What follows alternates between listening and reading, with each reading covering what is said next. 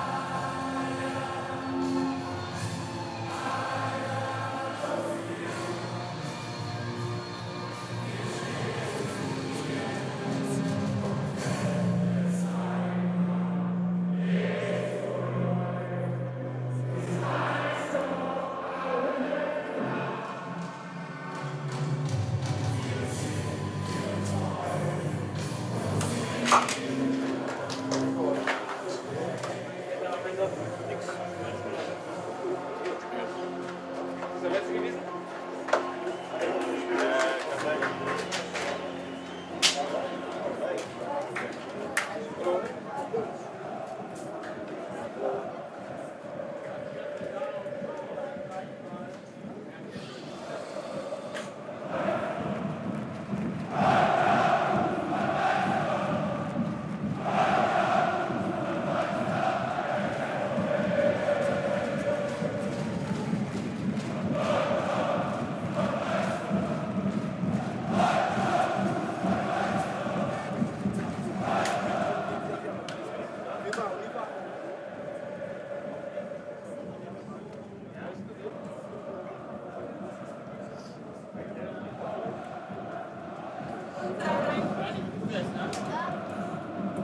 Gehen wir los?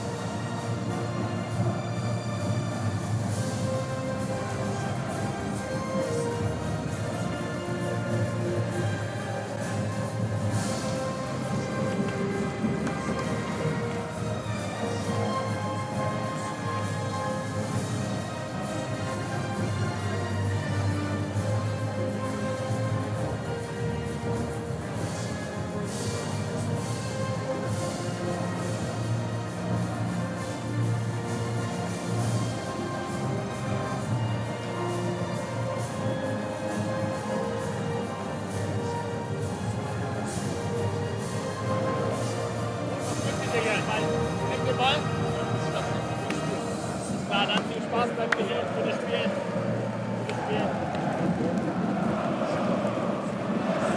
Köln stößt an. Nachspiel.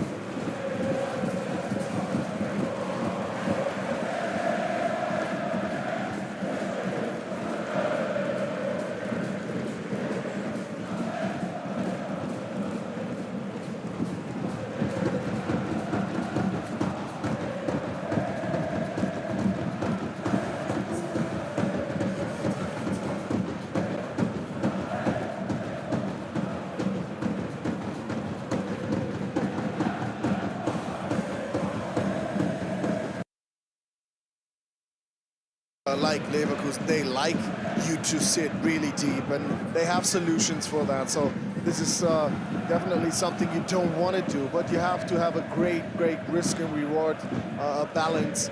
You need to risk every now and then because they probably don't gonna be too many opportunities created by Cologne, but you want to be there in those moments and make them count. And on the other side, if you risk just a little too much, this offense really can do something to hurt you. So it's all about that balance and that risk and reward. You need to be active going forward. That also takes something away from Leverkusen. But if you do that too much, yeah, they find solutions.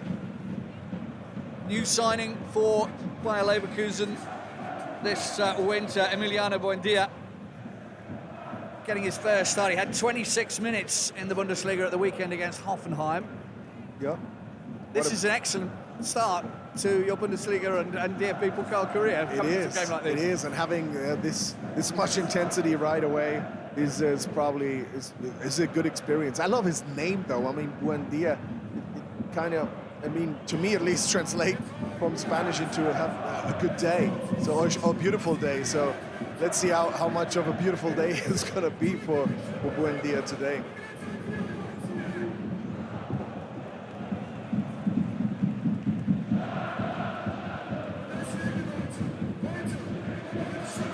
Xhaka, discussion with the aforementioned Emiliano Buendia.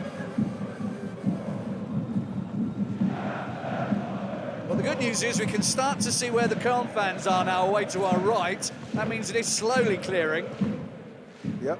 I can certainly see the Köln players on the pitch because they're in white. They stand out a bit more. It might actually act as a sort of stealth mode for the Leverkusen players, so that the Köln fans might have undone themselves with that bunch of players. I think we're going to still wait just a little bit more, so it's going to be a fair competition down there, but it's getting better every second. Good point to also explain there will be a result this evening. There'll be extra time if it's level after 90 minutes, 2 periods of 15 minutes each way. If it's still level, then it'll go to penalties, 5 each. If any of those, if they still are level, there'll be a sudden death shootout until one scores and one team misses. The other thing that we might see for the very first time in the history of the DFB Pokal today is an explanation by the referee if there's a video assistant referee decision. He's got a button that he will be able to push and make himself heard throughout the entire stadium, and of course it comes out in the broadcast as well, in German at the start, and then Patrick and I will let you know. We do our best. We do our best.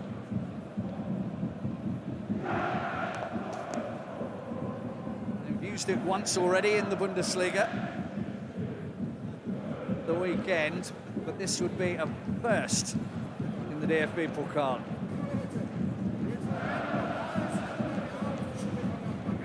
Another piece of technology as the game progresses, develops. Do you think it's a good idea, Patrick, personally?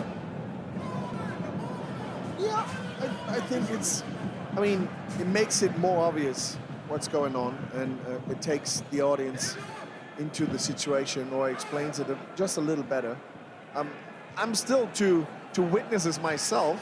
I actually didn't really catch it on the weekend in that one game in the Bundesliga, so it will be a first for me too, and I'm wondering how much or how it feels. Well, the idea, of course, is to let the people in the stadium know what's going on. Yeah. Those of us at home, when we're watching at home, we get to see the replays. We can see if it's offside or right. if there's somebody who's committed a foul somewhere else.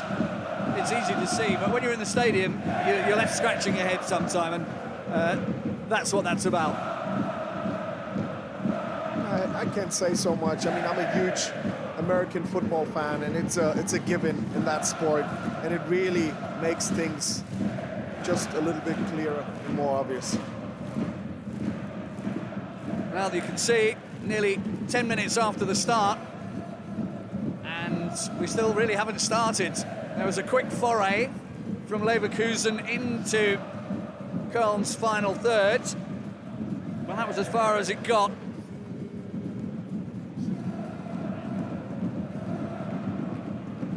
Also worth mentioning, on the bench, we talked about the new arrival at Leverkusen, or new arrivals at Leverkusen. Köln have got Anthony Rakiopi and Imad Rondic in the squads. Rondic is a striker, so we might get to see him at some point today.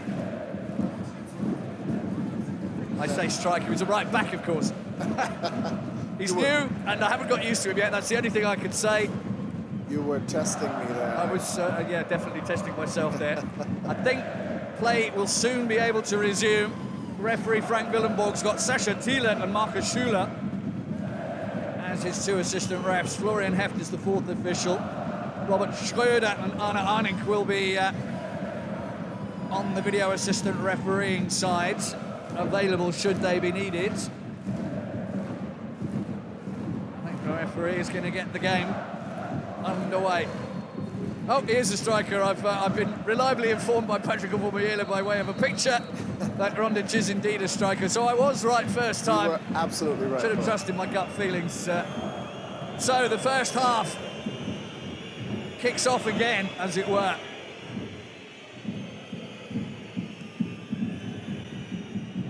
Martial. Ljubicic. Quick ball for Damien Downs, who won't get there. That'll speak for Köln today. They've got a couple of fast strikers up front. Miner and Downs have got some speed. That's obviously the plan, is they're going to sit deep, defend, and then lob a long ball over the top for them to chase. Yeah, they know they probably will see a lot of room when they try to come out of their defensive role and convert that into offensive attacks. They will probably have a lot of room, and using that speed could be something that speaks, of course, more to Miner and Downs than it does to maybe Gianluca Waldschmidt, who's more a person that plays between the lines and does a little better. That was a first hello there from Max Finkgräfe on the new man at Bayer Leverkusen. Buen dia. Yeah, Finkgräfe back in the starting lineup today for the first time since December.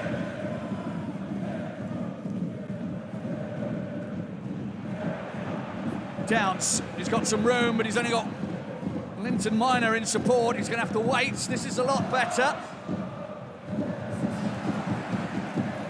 Ljubicic wanted too much time. Didn't get the ball under control properly.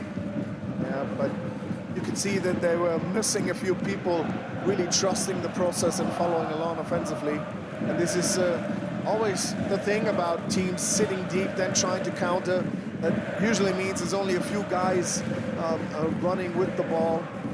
So you really need to get enough people going forward and trust in those situations to do something about it, or with it. Well, the players are looking very concentrated. I mean, for a lot of them, this is their first derby already, Köln and Leverkusen derby. But some of them know all about it, like Ljubicic, like Jan Thielmann. Timo Hubers, of course, the Köln captain.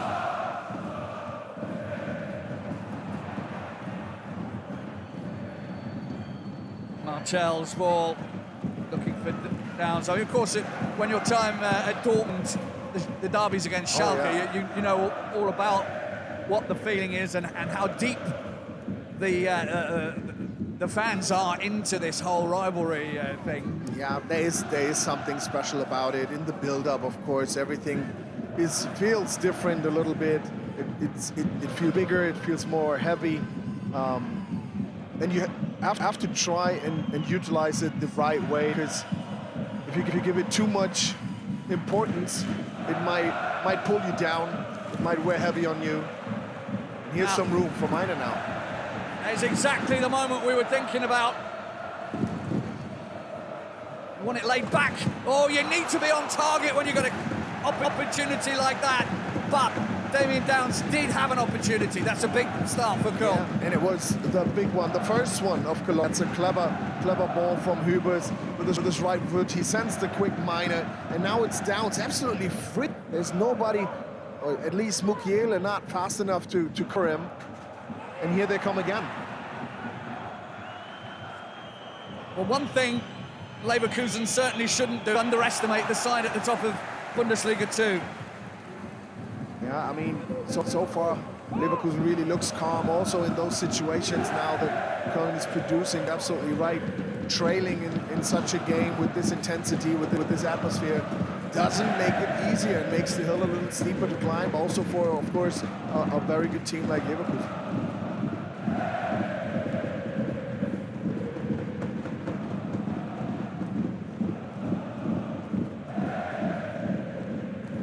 Xabi Alonso said before kickoff, games are always special in the cup, especially against Köln. We're really excited. We're expecting an intense and hard game with a top atmosphere. I mean, he did play some derbies in his time as well, some big rivalries, no matter where he was. Given it was in Spain or on the island in England, there were some big rivalries, so he experienced a lot of those games and he knows exactly what he's talking about, and probably gave his team a good idea of what it takes. He was very quick to point out we're expecting an intense, hard game with a top atmosphere, he said, but everything needs to remain sporting. We're prepared to maintain our focus and play with control, and that is indeed what they've been doing over this first, well, it says 16's on the clock, but we've only probably had about 5. Yeah, don't let the heat get to you. I mean, they experienced that in the Champions League in some games where it's got really heated, and that took a little bit away of their game and their overall plan. And Xabi Alonso pointed out that cannot be the case, because we're that close to being back at the final. It's only 2 steps to be there, and that would be, of course, something great for the club.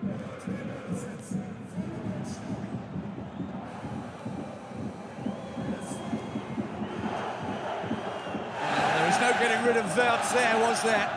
Nah, once he has that ball in true control, it's really, really hard to pick his pockets. And of course, a few seasons back, he had the misfortune of tearing a cruciate ligament in his knee against Köln, which put the brakes on his development. But the way he's come back, there are very few players that come back better after the cruciate ligament tear, but I think he's one of them. He definitely is one of them. It's amazing what he's done since his return, and he seems to keep adding week after week after week. Frimpong to the aforementioned Wirtz. That's a good ball, back post. The timing was off.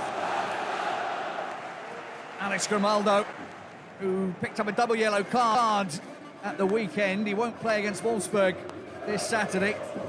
Yeah, this is something also that we can say about Florian Wirtz. He's able to really spot out some areas where it might not really be dangerous in that area. But this Leverkusen team is usually pretty much in sync, and when you have more ideas like those from Florian Wirtz, it really, really does the trick sometimes.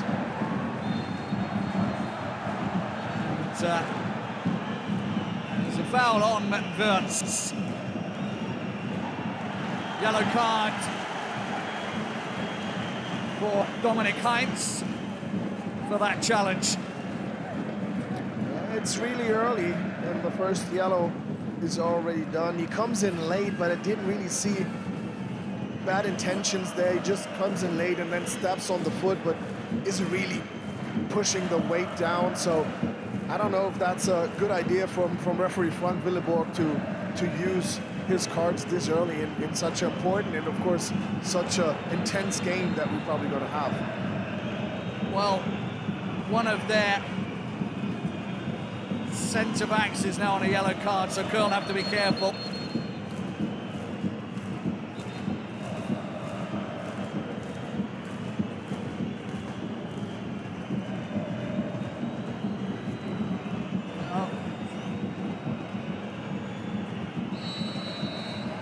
Free kick will be taken by Granit Xhaka.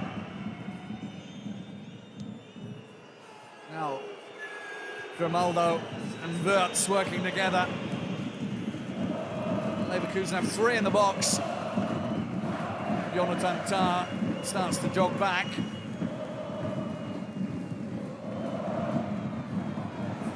Patrick Schick was lurking. 2 men on him. Yeah, I would say it's still always a good idea to look for Patrick Schick, especially in the form he is in recent weeks. Of course, he has a little bit of height advantage on those two there, Dominik Heinz and Finn Gräfe. Couldn't convert that cross from... And of course, he's now in one of those situations that managers and coaches love to have. There's a real fight for places with the addition of Buendia, with Victor Boniface staying put. There's plenty for them to do. And then usually is then a good situation. Oh, that's good from Xhaka. That really bounced away from Hussein Bazic. Finn Gräfe. Oh, there's too many red shirts there.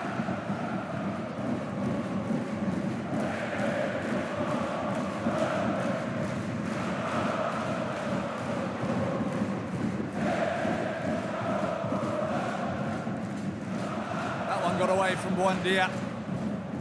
Fast passing from Köln. Nice stuff, Martel. Thielmann. Martel. Mid-time, it's Leverkusen who have to double up.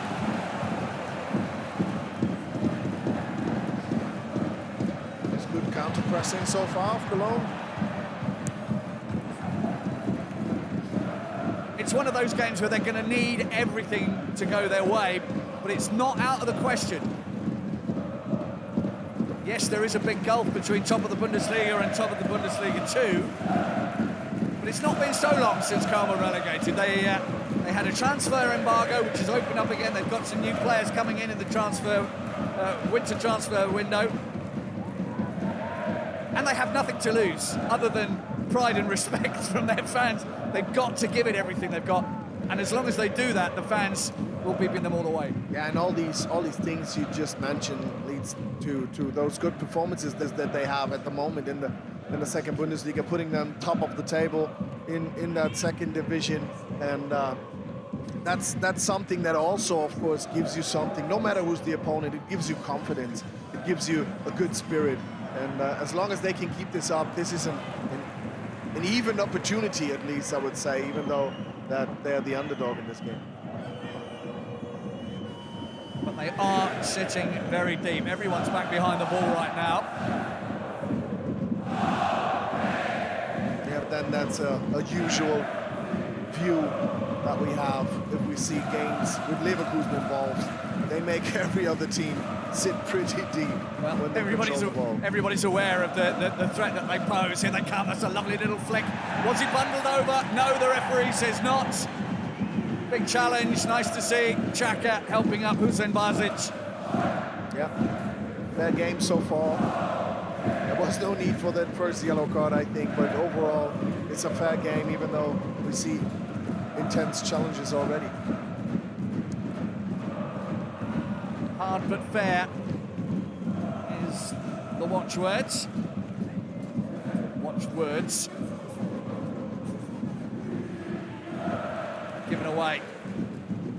Buendia gives it back. Hubers tries to play it out, instead wins the throw-in.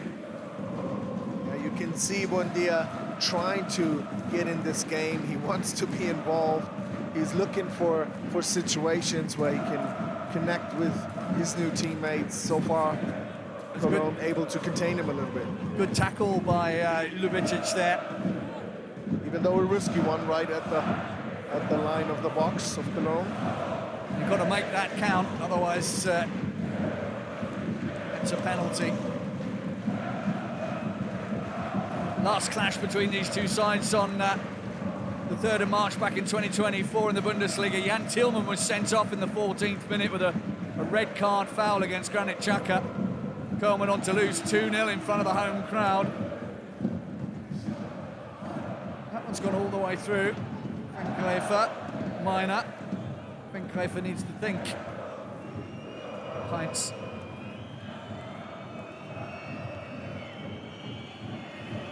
Working in those tight spaces is tough against the side like Leverkusen. It is, but I've seen some moments now of Cologne with some good ball circulation. They just missed out on that moment where you break out of that and then go to the other side or send that ball deep.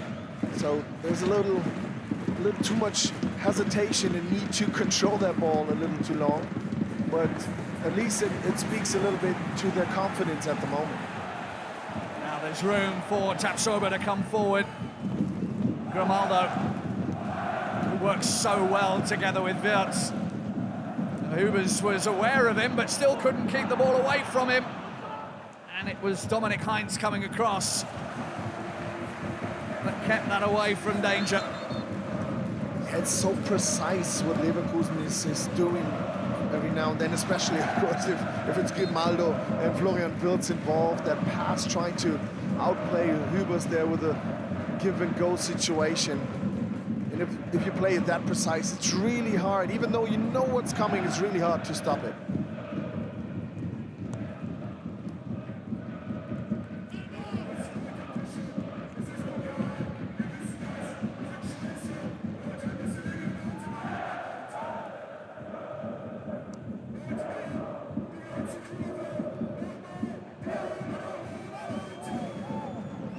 So, some of the numbers already from the game. Leverkusen with one more shot, more possession. Köln running hard though. Yeah, pretty expected in all of these situations. Probably would have thought we've seen a few more shots maybe now. Xhaka. This might go as a shot on target. I don't think it was. I think he was trying to play that for Grimaldo to run into. He was. Because he, like Wirtz, has got a brilliant eye for a pass. Wirtz knocked that on too far. Thielmann couldn't get it under control, and then his after-touch. Yeah, and he says he didn't see Palacios coming there. That's why, in the end, he tripped him. I think he really saw him good enough there. How did he not see him there? And he also with a little extra move, then stepped on his ankle.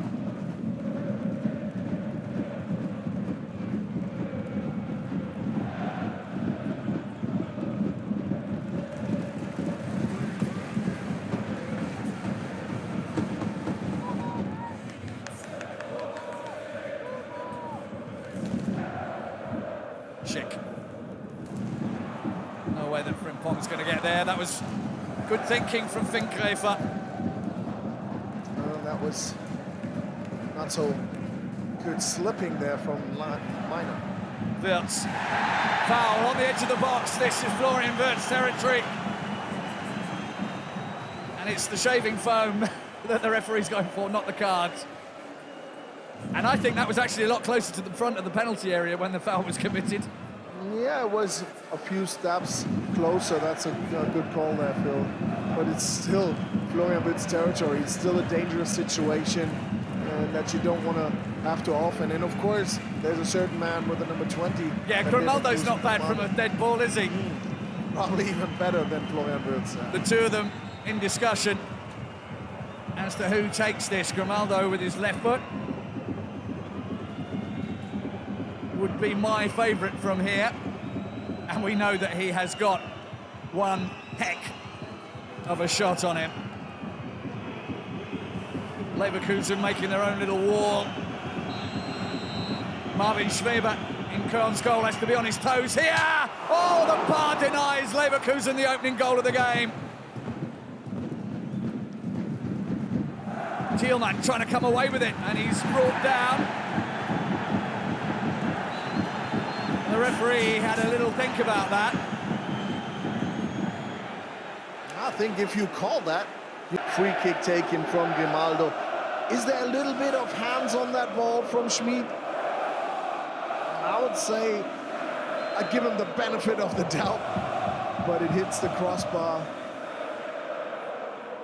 Nobody in the Bundesliga has hit the frame of the goal as many times as Leverkusen have this season, and making inroads in the cup as well.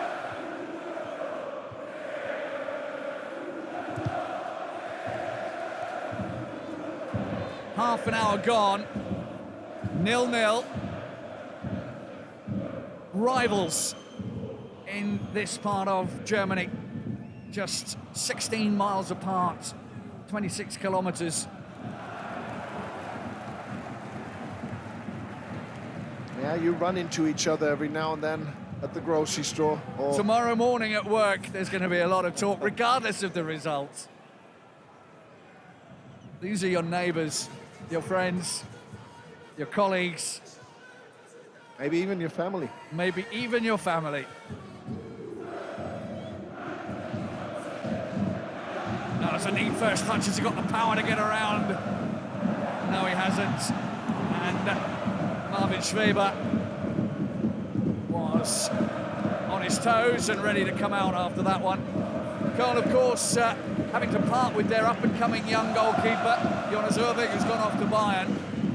It's one of the reasons that Anthony Rakiopi has been brought in. Frimpong, talking of speed, he's got inside.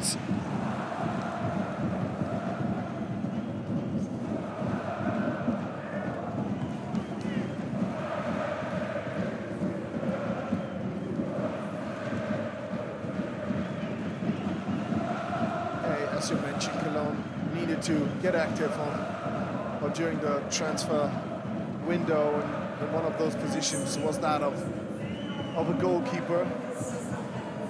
Oh, it's lovely work from Frimpong. He's got round three of them. No chances taken by Thielmann, but look how dangerous he was there, Patrick. That's the mark of a really good winger, yeah? Yeah, that is, and he gets the attention. Of course, they want to double team Frimpong because he's that dangerous, but that is also a situation where you sometimes can use that misunderstanding or that little hesitation between those two defenders for your own good as an offensive player then. And that's exactly what Frimpong did in that situation. Signal for the corner given by Wirtz. Heading straight out by Jan Thielmann. Schweber's keeping his eye on that, but it's long. Tar. Chaka.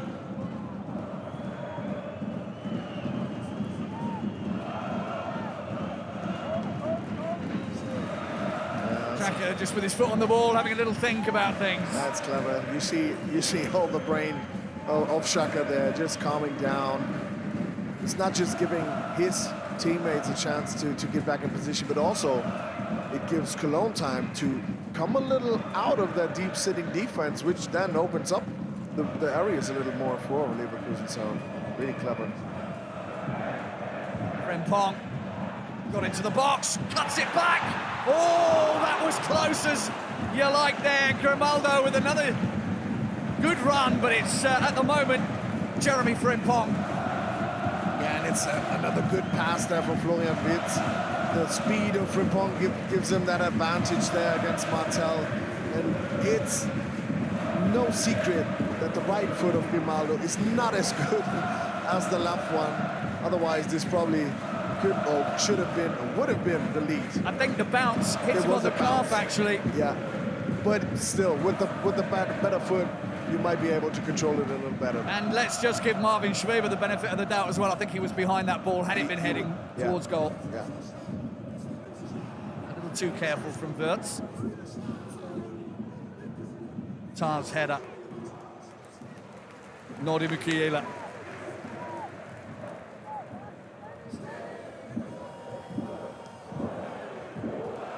Another nutmeg there from Frimpong. He seemed to get a feel for it.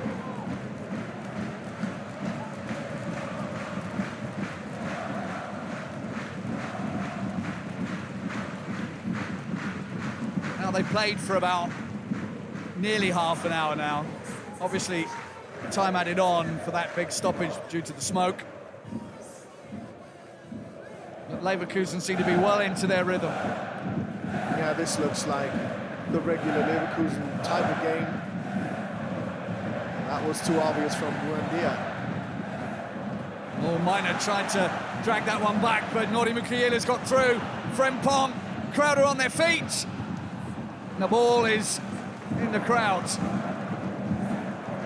It's becoming a hard day's work there defensively for Cologne, more and more, especially over the right side with Jeremy Frimpong involved. Well, generally, you want to be tested by the best when you're a player. I'm sure you'll back me up on that. You mentioned yourself before in many games that, you know, these are the reasons you want to play the big games, is because you're testing yourself up against some quality here. Yeah, and I don't think it's a bad matchup against for Max Finkgräfer. Let's wait for this one.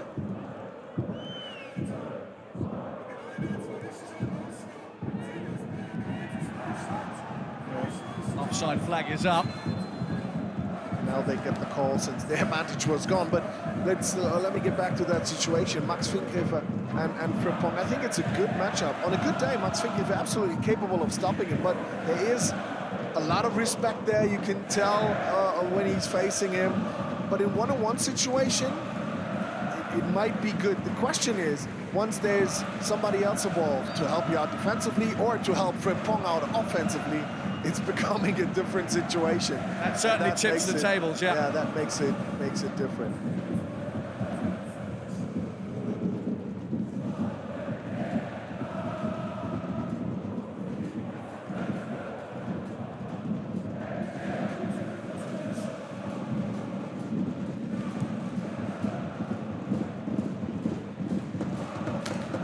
Take Korvar with not too much to do so far.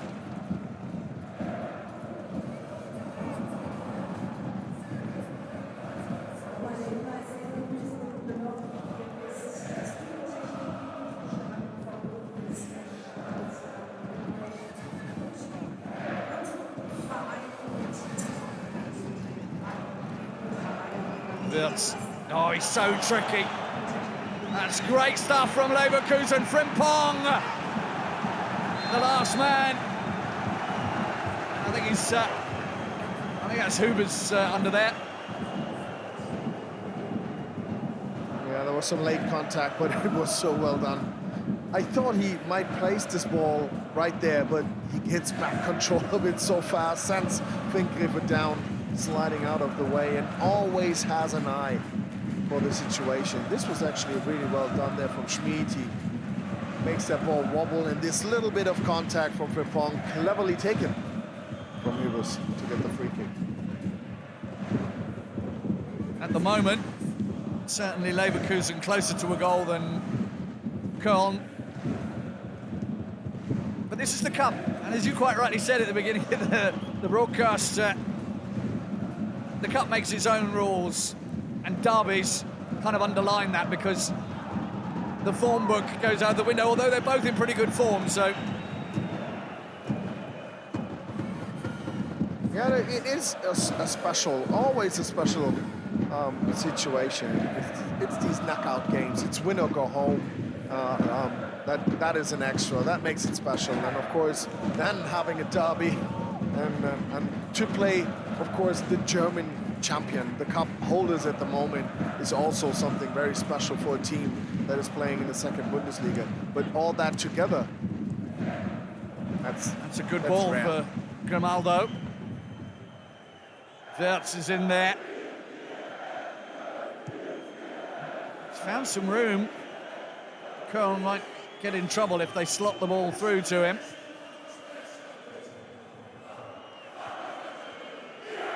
Xhaka, Schick lets it go. Frimpong.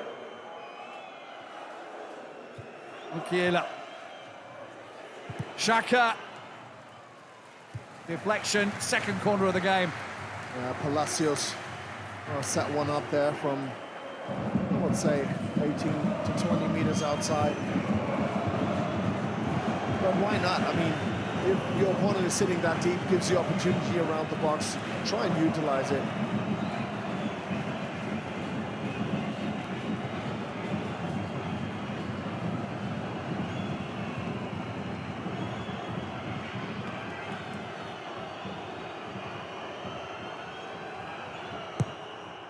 That's nicely put into the centre. Xhaka rounds up the ball again. Talking about confidence. Frimpong all the way. They've got to be so careful. He nearly lost his balance. Leverkusen come again.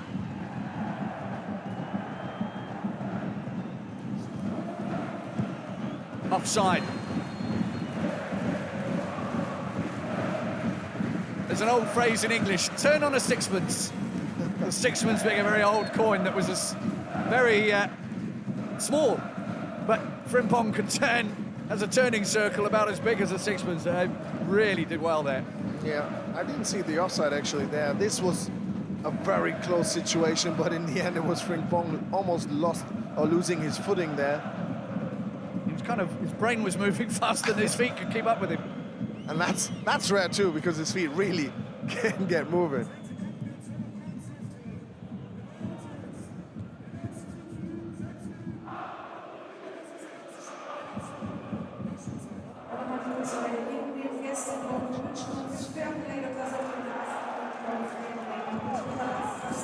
Throw-in goes Köln's way.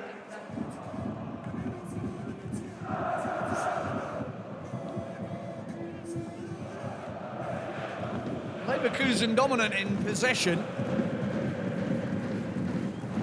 but there's not been a huge amount of shots. Schweber hasn't really had too much to do. Obviously the bar hits would have given him a bit of a worrying moment. I wouldn't say Leverkusen is playing it a little too flowery, but sitting that deep, Cologne, makes it of course hard to set up a good shot and good situations. It's just hard. So far, the investment defensively of Cologne leads to Leverkusen have a lot of possession, circle that ball well, but not getting into those those good situations to finish. Köln trying to break. And they're not really spending too much time in the opposition half, are they? No, they're not. And that's beautiful of Buendia. Those little situations, we'll do them well, of course. Get a feel of the overall situation. Xhaka and Palacios are both dominating the midfield. I do think, though, that Cologne willingly is giving a lot of that area away to Leverkusen. Because in that number 10 room, in that area where Florian Wirtz is operating usually, you want to be there, you want to close him down there, and of course on the wings. You can't be everywhere at the same time.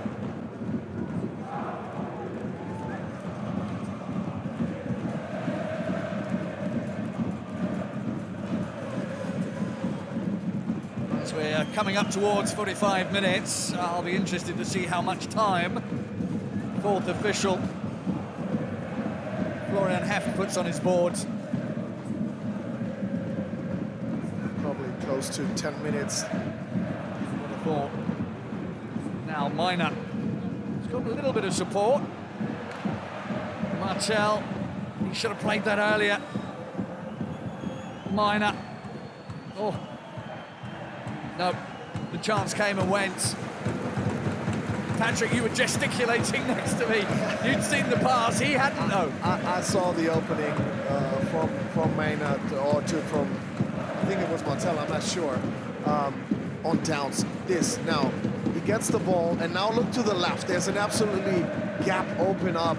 Mukiele wasn't really able to close it down. These are the situations. Maybe they get one here as well. Good little spell from Köln. Minor, they've just got Downs in the box. This is where they need a little more support. Need to take a little bit more of a risk. Leverkusen well formed up again now.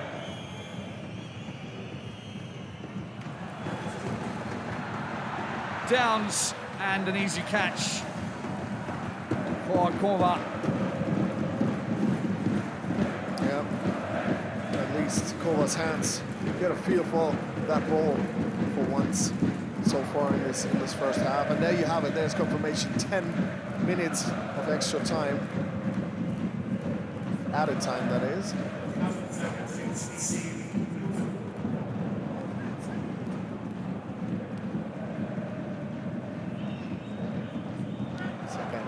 Against Frimpong, and as I said, in a one-on-one matchup,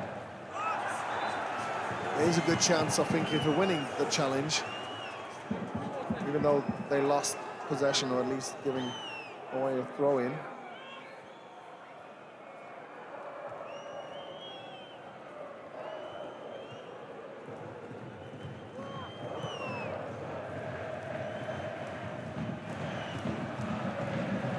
Good hustle there from Ljubicic.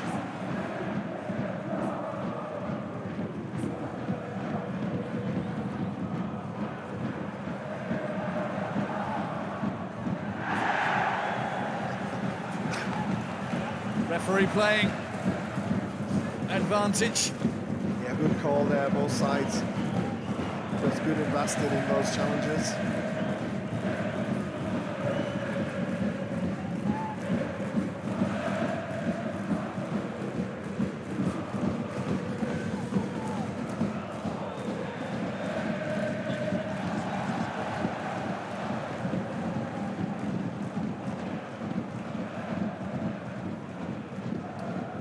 Another little study of Frimpong. Rare mistake. I think his studs were just a little too short on that. Yeah, maybe you put the summer studs on already. That'll be it, yeah. Actually, it's nice to see that professionals make that mistake just like the rest. All human, Phil.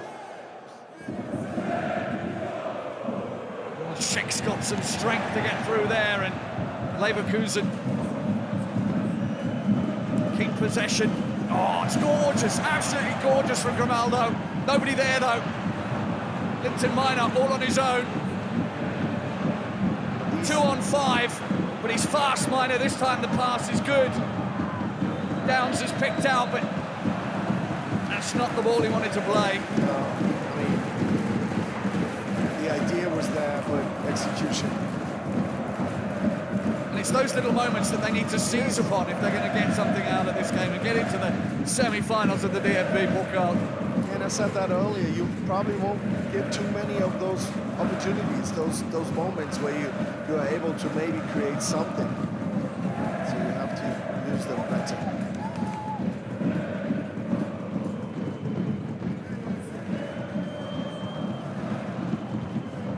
Wirtz. Schick. Patrick Schick's been having a great season this season. 14 goals in the Bundesliga. He's had a couple in the Cup as well. He's just a very special striker because he is so versatile. He's agile for his height. He can utilize his height. And he always stays in the situation. He is always lurking and just always able to jump back into the action if needed or if able. Mukiele. I think he went over looking for it there. Köln got the chance to break. Minor sensibly shielding that ball. Mukiele's down. They put the ball out. Yeah, we can't forget that it was Dominik Heinz actually in this situation. He is in the books already with a yellow card. Was there contact? Yes, and there was. There was not enough, of course, to consider this something for the VAR. And now he's heavily actually begging for some intervenience of the referee. Xabi Alonso's won this competition as a coach and a player. He's got a few words to say. He's seen that kind of situation before. But no follow-up for Dominic Heinz, who has to be really careful now.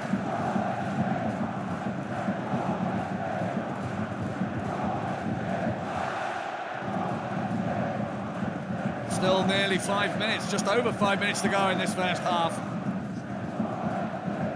Armin Schweber already playing for time, perhaps.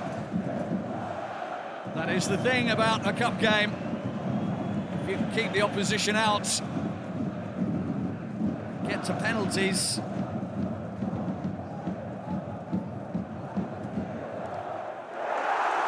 But it's keeping the opposition out that is the real trick. Max Finkgräfer getting the travelling fans even louder, because they haven't stopped the Köln fans the whole time. As you can imagine, there is a big section of Köln fans here.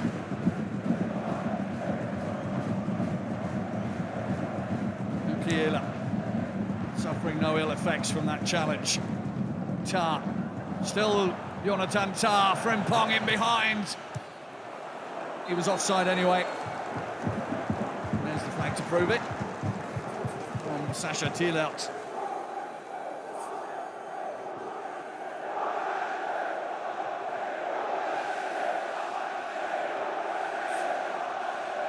There is Gerhard Struber and Xabi Alonso. Both of those coaches haven't lost in the cup. No DFB Pokal Niederlage for either of them so far. Of course, for Xabi Alonso, a win today would make it 10 cup games in a row that they have won. That would be a new club record.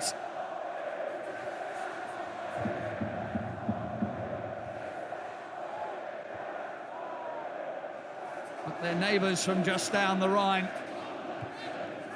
are holding them off at the moment.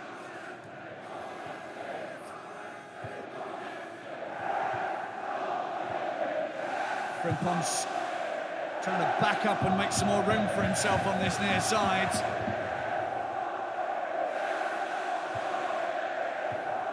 He's been their danger man so far, even more so possibly than Florian Wirtz.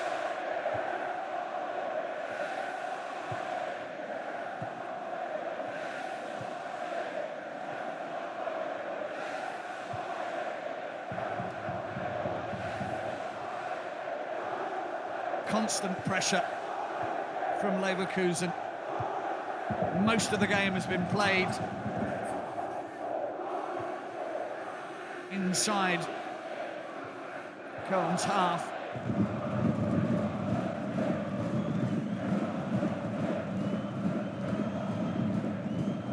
Not too much, possibly. Czech can't get anything on it. And another attack from the home side comes to naught.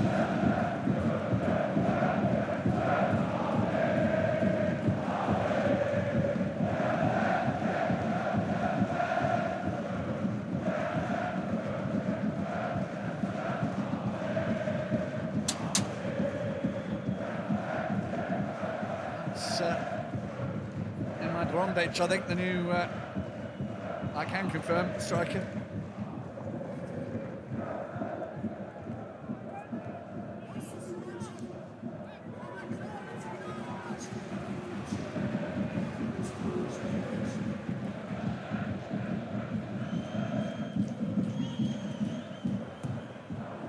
And Schweber takes it.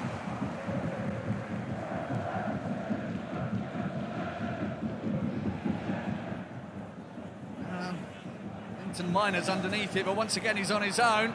Lubicic, little ambitious, gets another chance to get it to Damien Downs. So far, he's the only one who's had a shot. Oh, he's the only one who's had a goal. Damien Downs scores. Nicks it into the near post. Persistence pays off. And Damien Downs put the underdogs in front in the last minute of time added on at the end of the first half. Köln have the lead against the run of play, but that's what the cup's all about. You get your chances, and if you don't take them, you'll be sorry. That has got the Köln fans lighting up. And checking for offside.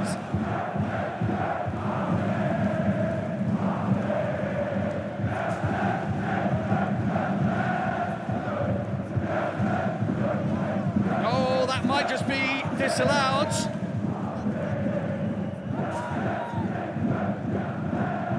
As his teammate ran across. Well, that was in front of the keeper. Lubicic.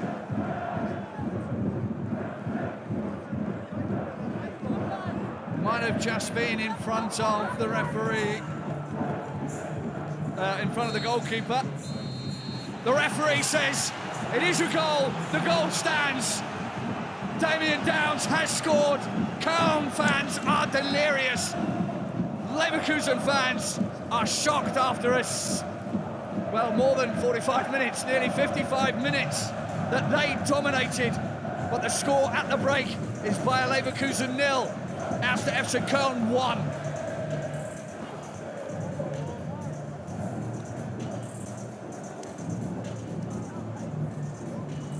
That is quite extraordinary, but that is the cup. It's the very essence of knockout competitions. Leverkusen pressed and pushed and attacked. 70% possession. 5 shots, none of them on target. And in fact, that's the first shot on target that we've seen in the whole game. They had that hit of the crossbar from the free kick from Grimaldo.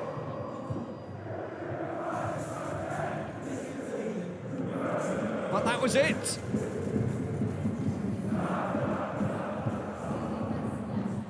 A beautiful Tifo.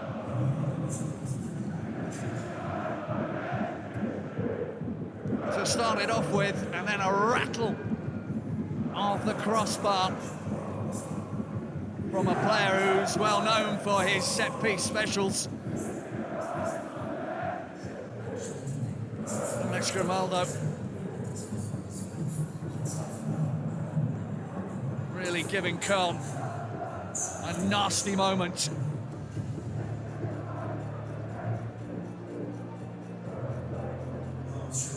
And there was so little to see from Köln in the first half. Up until the very last minute, Downs came away with the ball, spun and hit his shot. He's top scorer in Bundesliga 2 for Köln.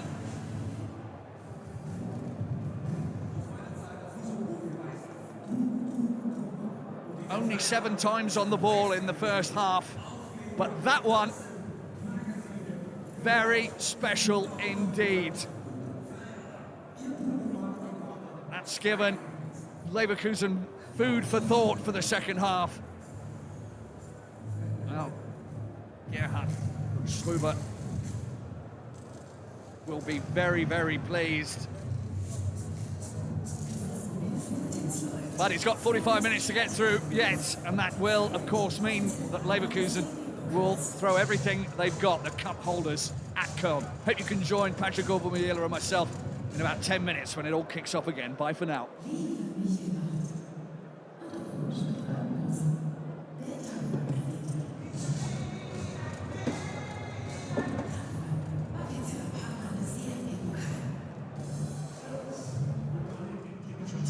Welcome back, everybody. Let's analyze this first half with our expert, Patrick Ovomoyela. And we were just standing close to the dressing rooms when the two teams came in. We cannot repeat the words that were said, but the emotions were high because Cologne now, all of a sudden, is leaving. The first 45 minutes all around, but this is what the cup gives you. This is what a derby can give you. We didn't see a lot of derby on the pitch, but you're absolutely right. What was happening while the teams were going inside really felt like an old derby I experienced. So there is some heat in this one.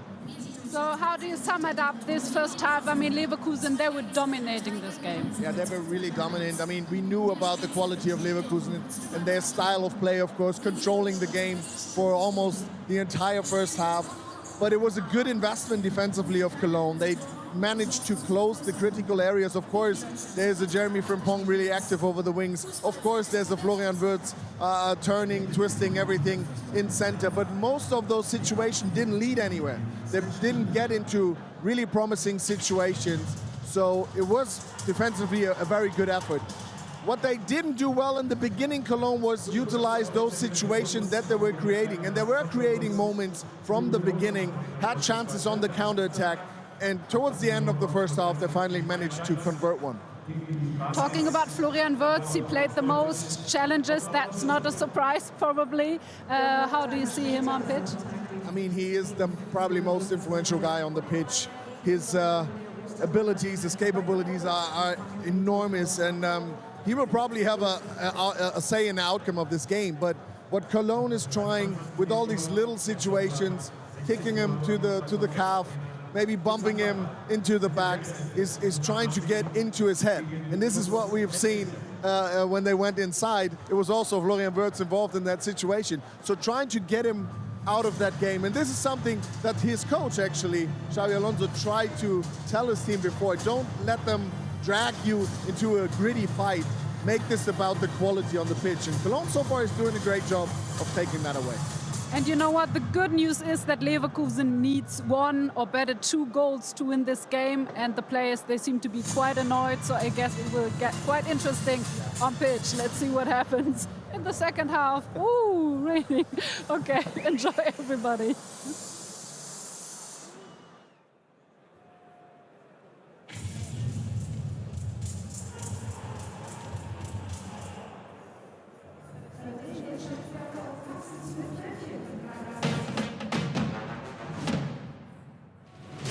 Welcome to the final of the DFB Cup in Berlin. This is where dreams come true. The setting could not be any grander. The Olympiastadion, full of history. What a hammer! Rain of golden confetti showers the victors.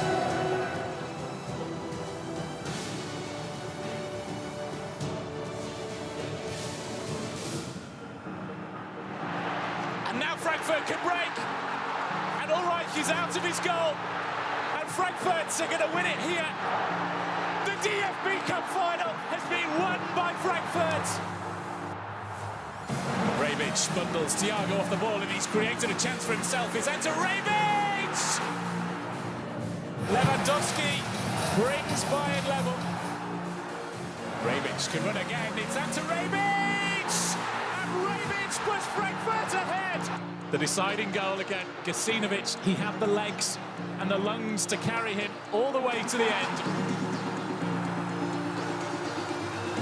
Eintracht Frankfurt are the DFB Cup winners 2018. A dream come true for Edin Terzic. He's led his beloved Borussia Dortmund to DFB Cup glory. And Sancho has got space to shoot!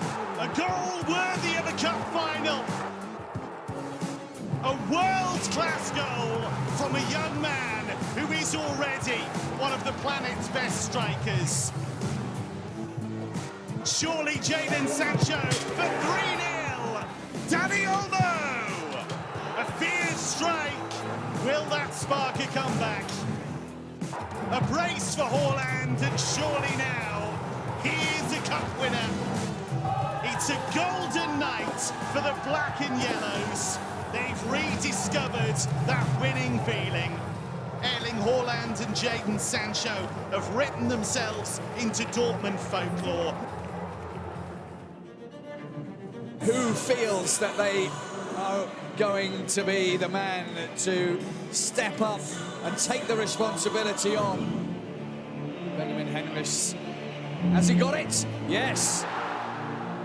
All the pressure now lies on the shoulder of the former Leipzig player. Demirovic against Golaci, off the bar, and Leipzig have the cup! 3rd time's a charm. The DFB Pokal 2022 goes to Leipzig. They are the winners. They hold it aloft and they celebrate a fabulous victory and a little piece of history.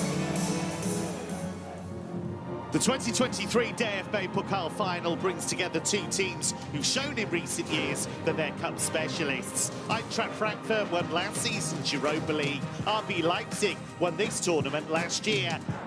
Here's Nkunku, trying to make space for the shot. Deflected! And in! Christopher Nkunku scored in the final last season, and he makes a breakthrough in Berlin again. Oh, that's brilliant! Soboslai!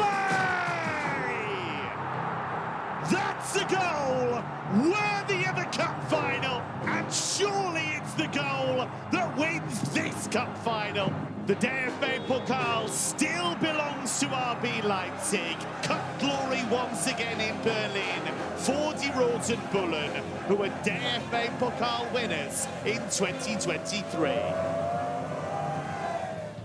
The 2024 DFB Pokal final is a classic David versus Goliath showdown. Newly crowned German champions Bayer Leverkusen looking for a domestic double, but second-tier Kaiserslautern are standing in their way. Oh, what a strike! Granit Xhaka! He is making the extraordinary seen routine. Domestic domination, a first ever League and Cup double for Bayer Leverkusen. A season beyond their wildest dreams. Bayer Leverkusen and Xabi Alonso has delivered again.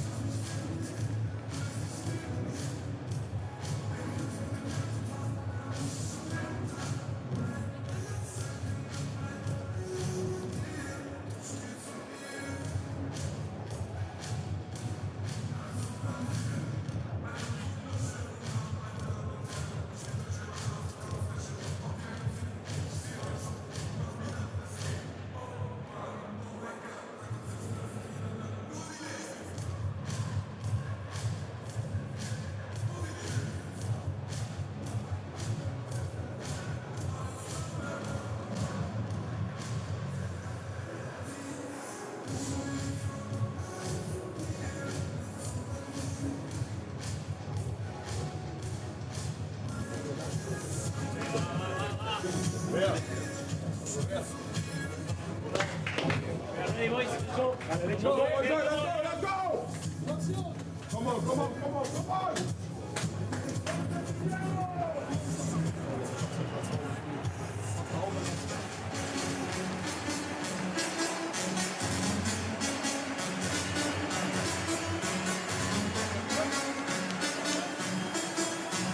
Back on the pitch with a mission. Köln in white to hang on to a 1-0 lead. The home side in red and black. They have to come back after dominating the first half, but they succumbed to a Damien Downs goal in the last minute of the first half. It sets the scene for a second half of epic proportions. They've taken off the new man and brought on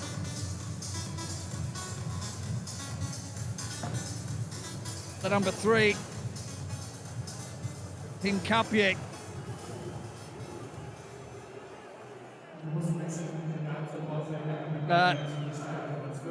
They've taken off number 12, of course, which is Edmund Tapsoba.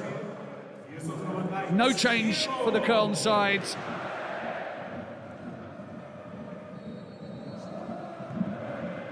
Leverkusen kick off this, what could be final 45 minutes of the DFB Pokal quarter-final between them and Köln. If they don't score, the cup holders will be out because Damien Downs has put Köln in front with only his 8th touch of the ball.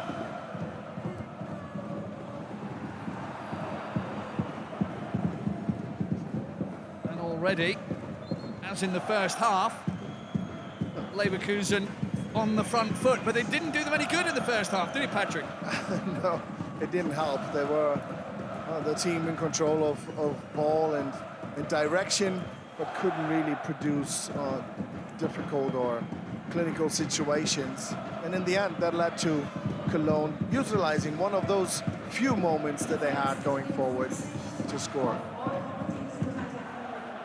Coming again, Palacios.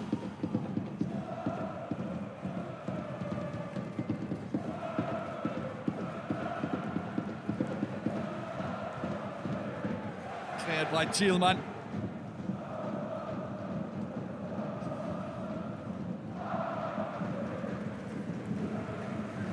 But I said it throughout the first half, and towards the end, finally, Cologne were able to use one of those few moments going forward where they could break away and get Minor in possession, and then Downs following him, setting up to then finally score from a Cologne's point of view. Wirtz. Too many players there, he can't go through.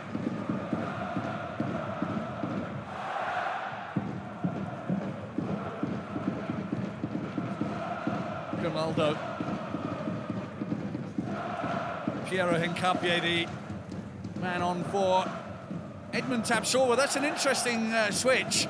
What do you think that gives them extra? I mean, I think he's even more ruthless defensively, Hincapie, than Tapsoba. Maybe he brings a little bit more if he helps out over that left side with his left foot in terms of crosses, maybe generating some offensive output as well. There's ways better than Edmund Tapsoba. So they're looking to get more balls in the centre for Patrick Schick, who himself hasn't had a huge amount of things to do in this in the first half. As I said, Cologne was able to, in those critical areas, like in that area where Florian Wirtz is acting most of the time, and in that area behind that, of course. Oh, now Schick. Dominic Heinz motivated for this game. I mean, they must be, as more than anything else. They know that they're not fancied to win this Bundesliga against Bundesliga 2, but with themselves in front, they need to just give it everything and block every ball, and that's what they're already having to do just a couple of minutes into the second half. Back-to-back situations now where Dominic Heinz could block that ball, but relentless how Leverkusen is trying to force themselves towards Marvin Schwebe's goal. On Dia, plenty of action, and then Jonathan Tah, Damien Downs clears it into an area that is going to play to Linton Miner, but he's not faster than Jeremy Frimpong. There's not a lot of people faster than Jeremy Frimpong, I should imagine, right now. It's quite even in that matchup, but I like this intensity of Cologne, especially of Dominik Heinz. Going into the locker room, he was the one shouting to his teammates, let's keep going, this is the right way. So he brings the right kind of energy that they need for the second half if they want to advance and go into the semis. Here's a nice little trick, heel kick almost, how he sets up Schick, Florian Wirtz, but there's that block and that fist pump of him afterwards, and he comes again blocking that shot, which was actually on the way to become a real threat for Marvin Schwebe. And again, Dominik Heinz and that fist pump. These are the moments that Cologne needs now. Thielmann's ball, Downs lets it go, it's going to go way over his head. Jonathan Tah, forced to make the challenge. I think he got the ball though. Yeah, of course he played that ball, but probably did know that he might get a little bit of Downs as well. It was the trailing leg though. It was not the actual foot he tried to use. Turned his ankle ever so slightly, but hopefully it wasn't too extreme.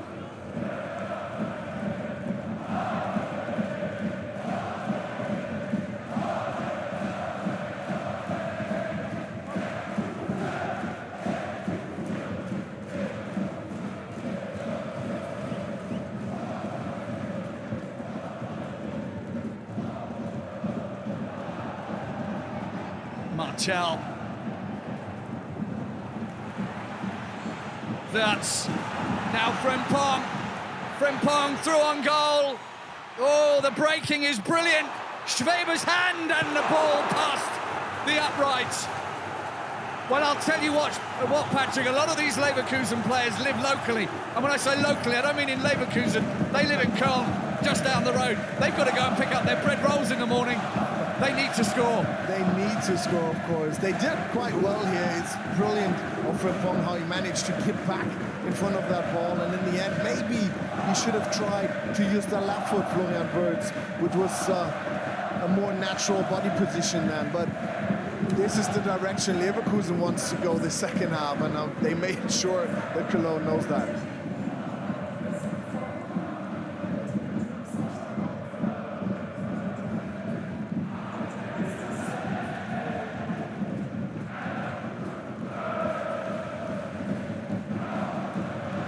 You get the sense that of this furious pace that Leverkusen want to play at now. They really want to take it to Köln. Yeah, there's definitely more urgency in what we've seen of Leverkusen. They had control in the first half as well, but this is different now. It looks more directed towards the goal, and it looks like they really feel the urge to do something quick here. The last three quarter-finals that Leverkusen have reached, they've won every single one of them. Obviously, they're the cup holders. They want that feeling again. They want to go to Berlin, to the Olympic Stadium, for a very big day out. But then so do Köln. They've had a lot of trials and tribulations over the last couple of seasons. Can they hang on?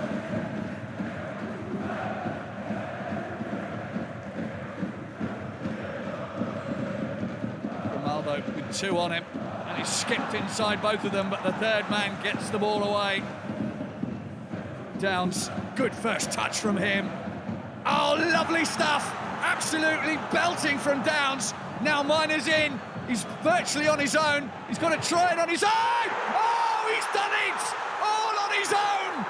But Damien Downs' pass was fantastic, Patrick. What a goal!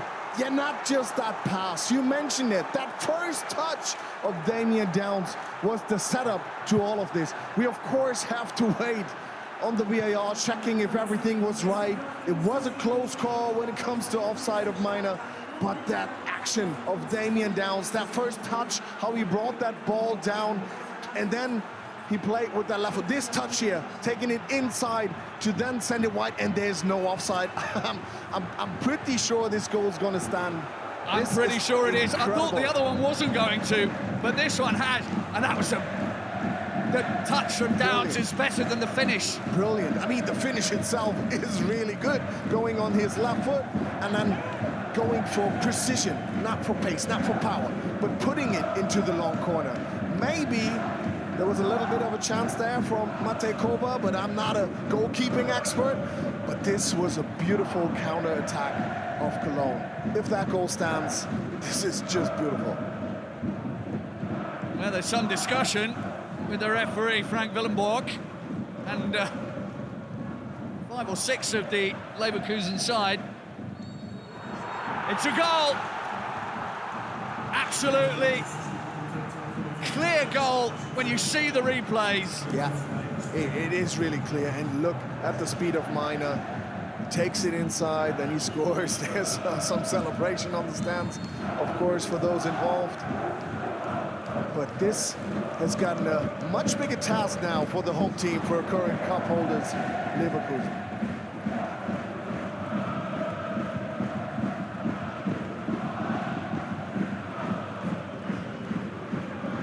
Wow, now they've got to come back from 2 goals down. Mukiele further down the pitch than the right or left shoulder was of Minor, and then the rest, for now at least, is history. But that situation with Grimaldo, he bent that neck awkwardly when he was going down after that collision, really. We're seeing the goal celebration from Linton Minor right in front of the travelling Köln fans. Yeah, this is where you want to score your away goals, in front of your fans, to be able to celebrate with them.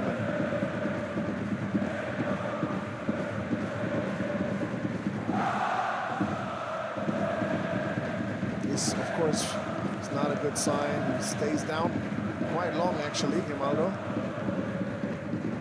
Yeah, Nathan Teller's getting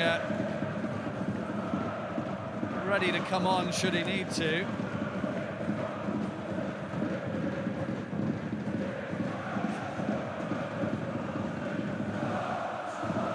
Florenburst will take the free kick. Yeah, it looks like he got quite a wallop to the neck there. Yeah, and it's... If this would be American football, he would be in a concussion protocol for now. Hopefully he's fine. Wirtz's free kick. That's dangerous. But it's cleared. And it's cleared with a chase on again. And I think they came into this game with Downs and Minor up front, and that was always going to be their plan. Just hit it long to them and try and get in behind. It was picture-perfect execution of that match plan with those 2 up front.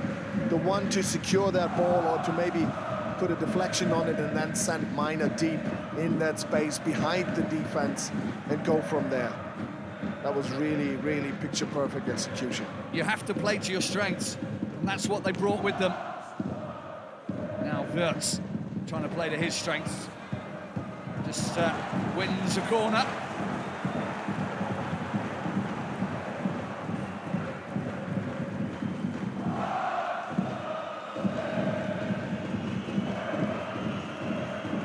There's still a long way to go in this game.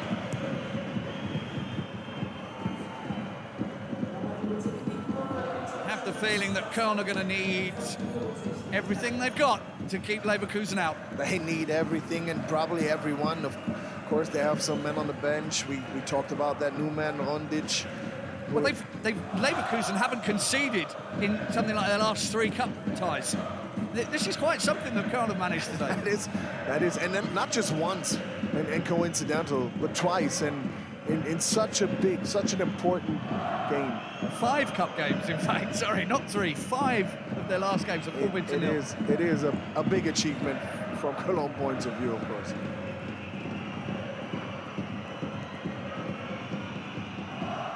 Wirtz. There's room in the centre. Xhaka leaves it. Nordi Mukiela, who hasn't scored in the Bundesliga or the Cup this season.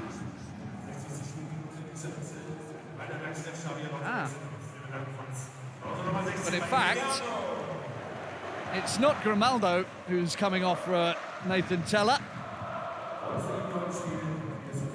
It is the new man, Emiliano Buendia. Nathan Teller, of course, scored the winner against Bayern. Yeah, he scored some important goals in a few games for Leverkusen already, of course, and brings a lot of speed as well. Even though this is not a game where speed for Leverkusen is the most important thing, because they usually press Cologne so deep into defense that they can't actually use that speed because there's no room. But well, maybe they want somebody to catch Linton Miner and Damien Downs.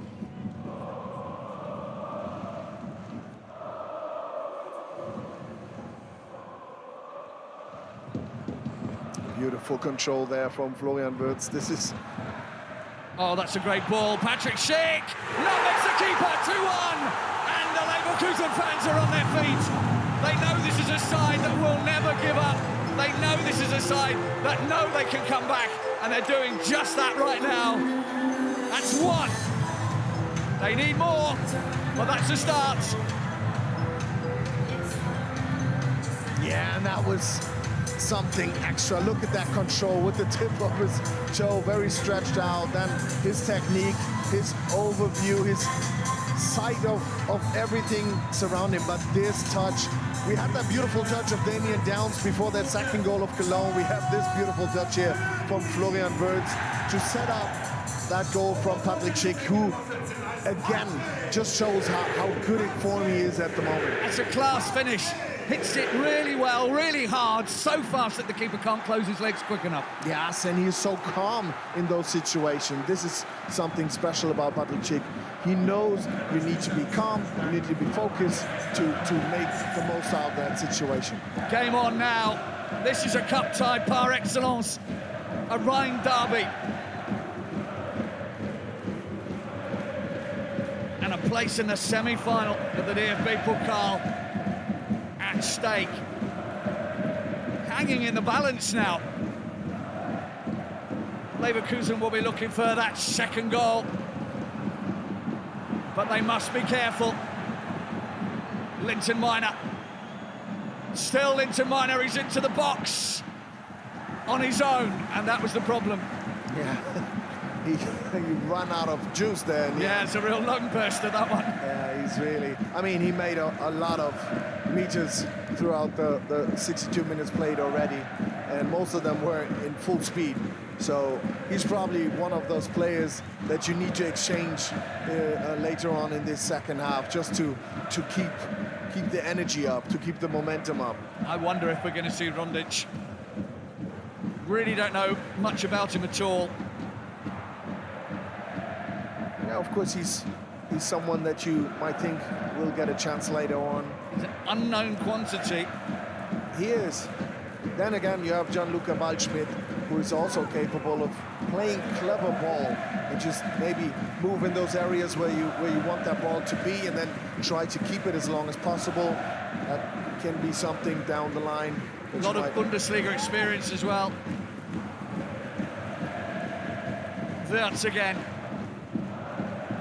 The mastermind, the genius, described by the opposition coach as the German Messi.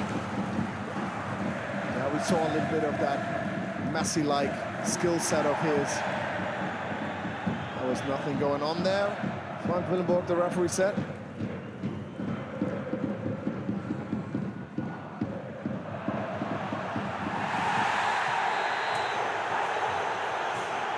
They got tangled there, didn't they? They did, and that must be a yellow card, of course. And Hubers has been feisty all game.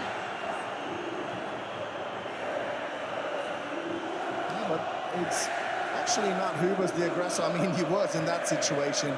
Those two were getting at each other when they came in for half-time. So I saw this coming, actually. Little exchange of words, but Hincapie he doesn't need to get involved there. The yellow card was already out. Substitution for the visitors. Stefan Tigges is going to come on. Damien Downs is burnt out. His goal and his lay-on for Linton Miner. At the point he's leaving the pitch, he's done a very fabulous job. He done his job so far, that's for sure, and a good job it was. And now it's all about like keeping this momentum going, keeping the energy, especially up front. Those little situations and moments where you have to keep possession of that ball offensively.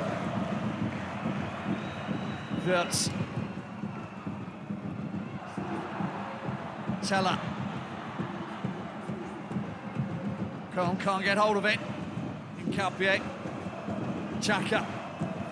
Great ball from him. Mukiele less so.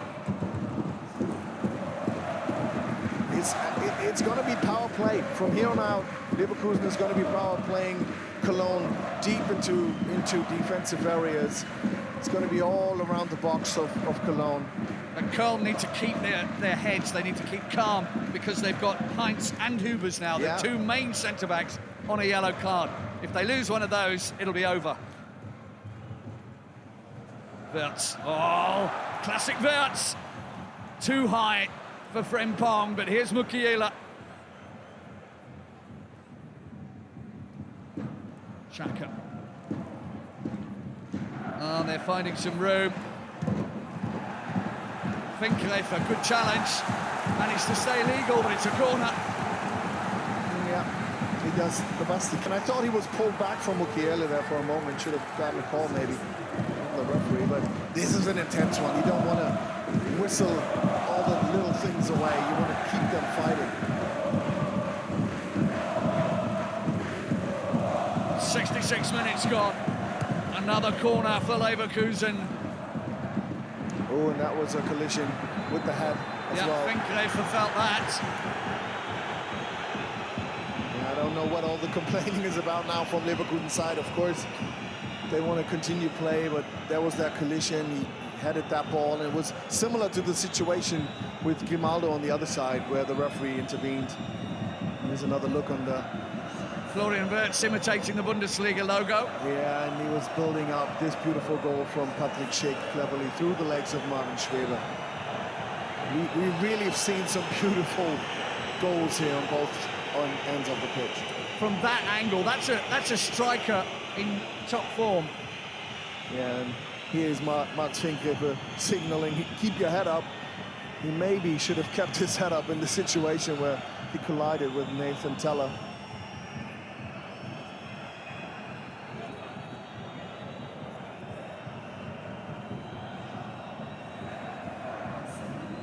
Bench of Cologne warming up.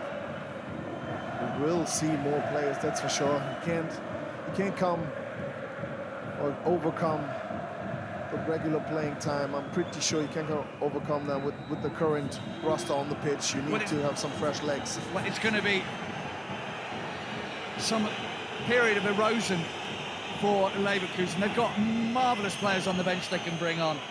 Players like Jonas Hoffmann, Victor Boniface. He's not bad, apparently. Oh, no, I heard that. Alex Garcia, of course, as well, with some clever ideas. Yeah, they have the quality. We knew that, and we know that. Question is, how much of that fight that we saw of Cologne will stay in them as long as possible? There's a lot of discussion on the bench between Xabi Alonso and his co-coaches, Sebastian Pereira, Alberto Encinas.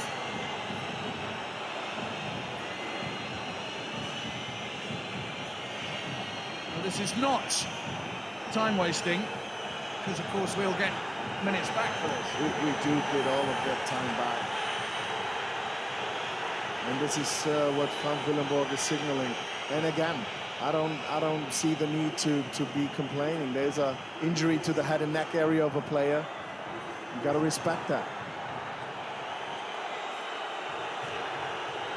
Gives us time, of course. Different angle.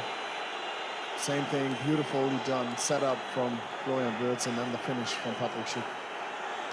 Now Granit Xhaka's going to get himself a yellow card here for protesting to the referee. And I think you're absolutely right here, Patrick. If it's a head or neck injury, we've seen the replays. You know, this new referee announcement when they have video assistant referee decisions maybe should also be used for instances like that to just underline the danger. Yeah. Blow to the head or neck. We don't want anybody with any lasting injuries, and you can tell that Finkgräfer is visibly still a little shaky. Yeah, he is. It takes him some time to really make his way back to the bench. I mean, come on, this is when it's about health of those down there on the pitch. Just be respectful.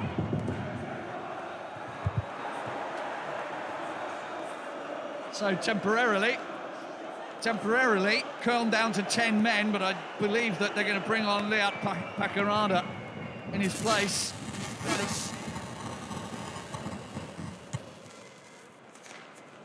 Of course, it would help to continue playing with 11 against 11, especially from Cologne point of view, since they are running more and they probably keep the need or keep needing to run more. And see, Rondic is warming up as well. So Köln are going to bring on some fresh legs. Yeah.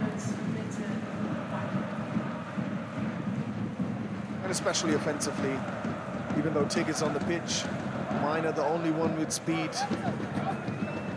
It's going to be interesting how Rondic fits into this.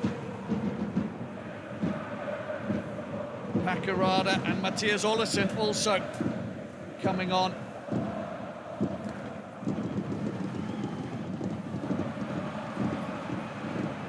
There's a whole row of Köln players about to come on.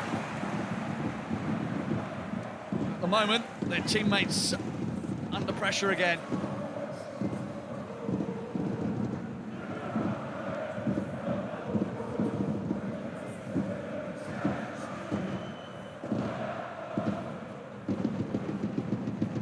That's weaving his way through.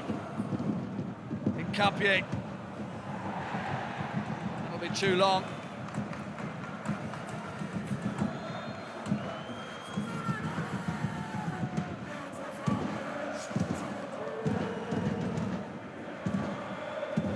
So the substitutions happening. Dennis Hussein Bazic is coming off. Pakarada is coming on.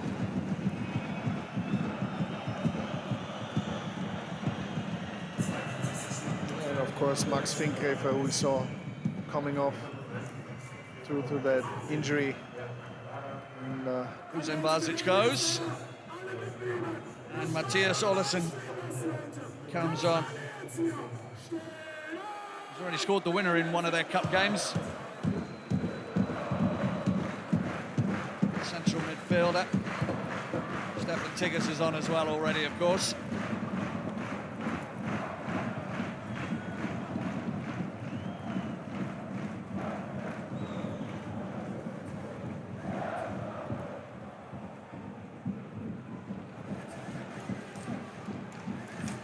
I can already inform all of you that Victor Boniface made his way to the bench to be subbed in a few moments, probably. Of course, Leverkusen now need all the offensive power that they can get. It's gone wide. Frimpong's having to come back and pick it up. When you look at some more numbers from the game, 4 kilometres further is how much Köln have run. Their possession is minimal, their shots are minimal, but their lead is a single goal. Which is, Phil, also minimal, but for the moment enough to keep the hopes just going, over yeah. 15 minutes to play. Can they keep them out? I mean, they set themselves up pretty defensively to start with, but they did exactly what the game plan obviously was. Downs and Miner combining twice to score. Tarn.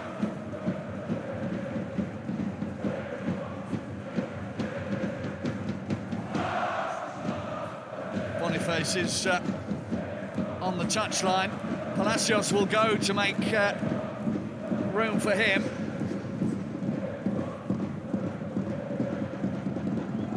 Pretty quiet afternoon or evening from Palacios so far. Teller. In Campier to Tar. Back to Grimaldo. That neck injury hasn't slowed him any. Mukiela.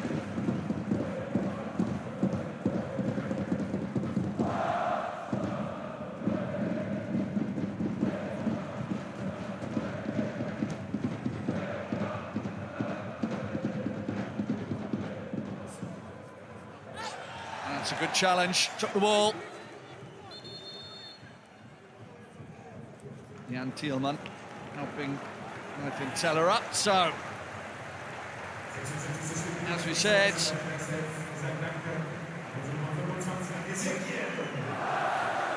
Victor Boniface comes on for Ezequiel Palacios, the World Cup winner.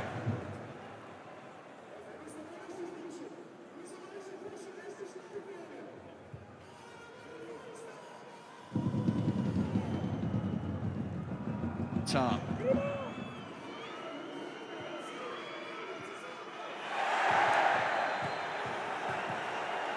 Now it's another free kick.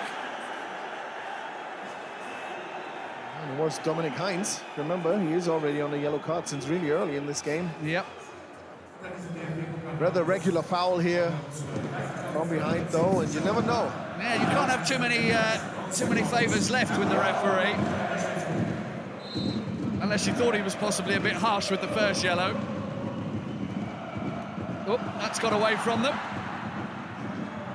That's not how they envisaged it on the training pitch. No, this is probably something that drives Xabi Alonso nuts. Because, of course, he always wants perfect execution. Well, here we go again, and it's Miner who looks up, sees there's nobody in front of him, apart from Leverkusen players, and just decides to run it as far as he can down the line. Yeah, but there was a very clever Granit Xhaka in the way. Not just stopping him, but also robbing him of possession. It's a great run. It's a super run. It's a good challenge too. That's a really good tackle. That was good stuff there. But these are the moments. This is do or die for Cologne. Paccarada. He got caught in the back, but that challenge was beautiful. And now it's Miner down on the pitch. He was signaling to the bench earlier that he probably has only a few minutes left in the tank, and that might be it now. What an input he's put in today, and the new man will come on. I thought he was going to. Imad Rondic. There he is. Fresh delivery to the Köln bench from Witzel Lodge. If I'm not mistaken, he was looking for the right pair of shoes. This is something you should have put ready to take on, if not already on your feet. Kind of part of your match day routine. Yeah, kind of helps if you want to play decent football.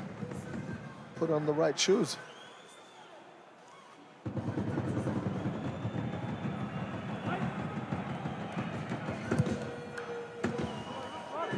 Stuttgart are already through to the semi-finals. There's still a couple of games to come in a couple of weeks' time. Very unusual DFB Pokal round with the ties split. That has to do with the arrangements of other competitions, like the Champions League, and sides like Leverkusen.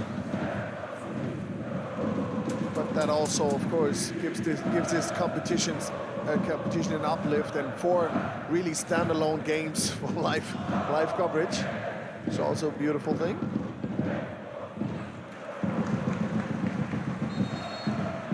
Substitution now can be made. Linton Miner his goal could be the deciding factor today. So the new man from is Bosnian, Imad Rondic, former Bosnia under-21. That time with Slovan Liberec. Now he's having some time with Köln. He's wanting to make an impression right from the get-go.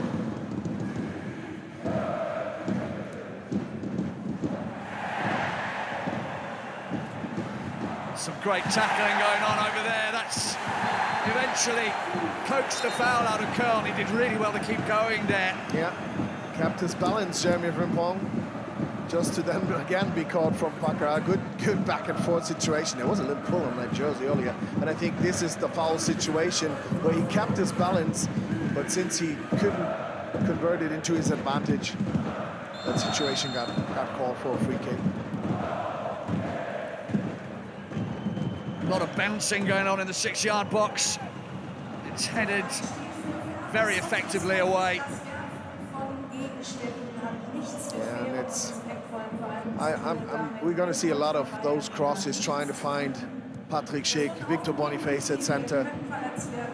It's 10 minutes left to play for Leverkusen in this. They're going to throw it all at Cologne. I was about to say exactly those words, your last two sentences. It's going to be relentless now. Might have rubbed off of me, on me.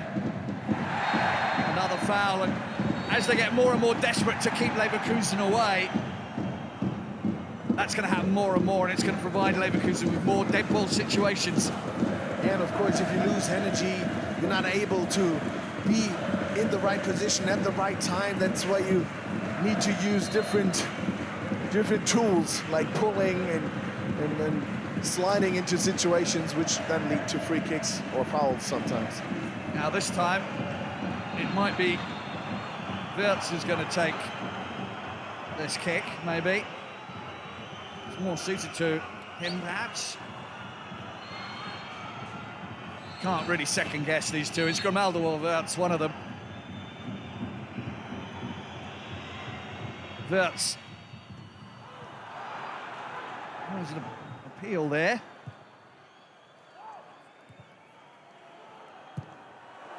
Over the top. Schick wants a corner. I think he had a good point, actually. It sounded like it took a clip off of someone. Yeah, it was maybe a slight one. First control, first touch got a little away from him. Otherwise, he would have been in an even better position. And I couldn't really see a lot of deflection on that ball. So, white call. And here comes another bit of offensive hope, or at least creativity.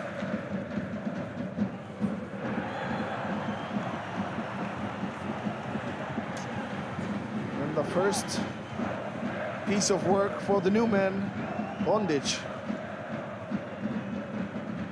I don't know what Granit Xhaka is telling him. Oh, he wants to help him up. That's a fair play. He didn't see him come in, but his feet lands where it really hurts. You could say that, yes. Yeah.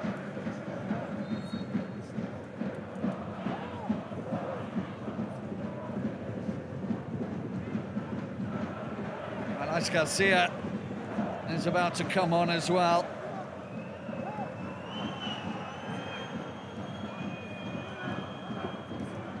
Thielmann.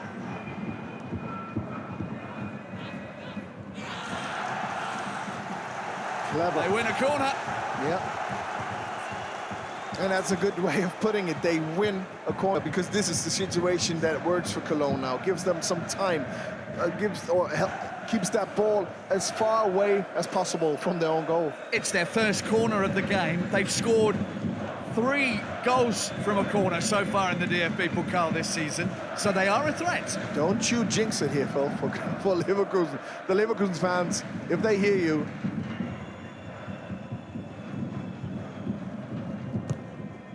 It's curled nicely. Oh, ho, ho. Kova getting his hands to that. And much needed, because that was really a good corner. But now come Leverkusen Fans are on their feet. They want something here. We've still got 5 minutes to go. 6 minutes to go, plus stoppage time. And there's going to be a little bit, of course. We had that Max Finke situation. We had that Grimaldo situation. So a lot of treatment, minor, of course, as well. A lot of substitutions. So there will be 5, 6, maybe 7 minutes more on that clock from Frank Willenborg, the referee. Well, you talked about me not jinxing it for Leverkusen. Not jinxing it for Köln. Dominik Heinz has never been sent off in his professional career. He's been close today, though. Xhaka. Oh, yeah. Handball there was a big cry. Referee took a good look at it. And it was Heinz, of course. That would have been off, whatever. Yeah, and here's the thing. I mean, that ball looked like it was stuck somewhere on that tummy area of Dominik Heinz, which might suggest that there was some hand involved. It could, but the players continued. Now it's gone out for a corner. And everyone's surrounding the players on the ground, getting them up. Yeah, nobody really asked for that situation. I think Frank Willenborg explained right away to his VAR what he saw, that that ball was in that stomach area. Of course, he clinches those arms together as a reflection. Yeah, is that an unnatural position for your hands? It could have been. It could have been to me. I'm honest. I mean, who knows nowadays? There was a lot of that hand, and that ball stayed up really long, but nobody's complaining anymore. They've just That's weird. They're focused on getting the ball towards goal. It's gone out now. With just 4 minutes on the clock, we're going to see as much time wasting as possible from the side from Bundesliga 2. We will, of course, that's for sure. Here's another look on that beautiful corner that we had, the first for Cologne, as you mentioned.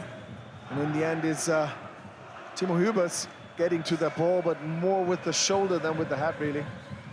But did say they are a bit of a power from corners this season. They're the best in Bundesliga 2 at corners as well. 6 goals from corners in the league. That's why they're the best in second Bundesliga at the moment, overall. So let's have a little look at Florian Wirtz, former Köln player, of course, a local lad to both stadiums. His pass completion and touches, marvellous, and an assist. He's really stood out again today when he's had the ball, although that's the thing with Leverkusen, they have got lots of players that can use the ball.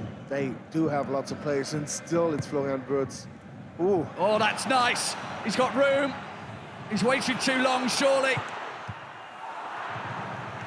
Köln survived by the skin of their teeth. Yeah, but they're gonna need a breather now. It's almost scare after scare after scare. These last minutes. Did you see how high Ollison kicked that one? The longer it's in the stratosphere, the less time they have to worry about it being on the ground. With Leverkusen renowned for that last minute. Extraordinary goal, that teamwork, that persistence. Too much. Ljubicic close to getting in trouble with the referee. Oh, that one's gone high, wide, and not very handsome, as Toby Charles used to say. Yeah, these are beautiful moments, of course. Here's that try from Nathan Teller through the legs of Ljubicic, actually, so good reaction there. You can better see from this angle. It's him really seeing the ball really late, actually, so good reaction of Marvin Schwebe.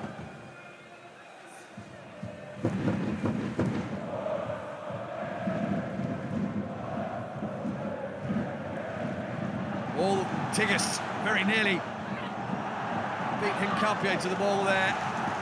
I think Hincapié slipped. There was a contact, but it wasn't enough to push him over, was it? Yeah, exactly. I'm on the same page here, Phil. There was contact, but there was a big slip as well. And Frank Willenborg is not exchanging pleasantries now with Xabi Alonso, but he's not giving away presents that easy. He made sure of that early in this game. Thielmann wasting as much time as he possibly can. Doesn't need to hang around too much, otherwise he'll get a yellow card. We are in the last minute of normal time. The underdogs are on the verge of beating their rivals from just down the Rhine by 2-1. Leverkusen, the cup holders, on the ropes right now, but they've been trying so very much, so hard all the way through the game. Do they have anything left in the tank? They've got an away game at Wolfsburg coming up this Saturday, but that's far from what they're thinking about right now.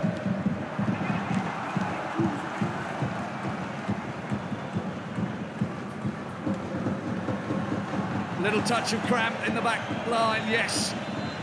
And not surprisingly, they have run 4 kilometres or more, more than Leverkusen. And these were intensive runs most of the time. It's just normal stuff. It's intense game. There's gonna be people cramping up, and I actually witnessed Tillman limping all the way back from the situation before, so it was just a question, just a matter of time when he will really feel that cramp. Last minute instructions coming off the bench from everyone, including players that have already been subbed off. 8 minutes of time to be added on. There is 8 minutes left for Leverkusen, the cup holders, to keep themselves in this competition. We knew there was going to be quite a lot though, Patrick. Yeah, I mean, it's plenty, but rightfully so. There was some treatment situations, there were some substitutions, of course. It's the new man chasing the ball. Yeah, now all the tall men forward. Jonathan Tah is now centre forward. Centre forward. This is what they do, Leverkusen. They just pack the box.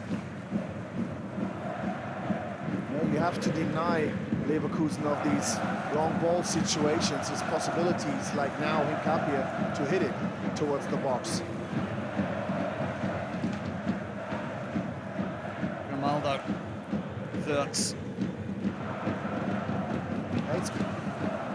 Is it patience or is it wasting time at the moment of Leverkusen trying to get a really open look for these crosses, because that's not going to happen. Everything will be contested now. Well, they're looking for that chink in the armour.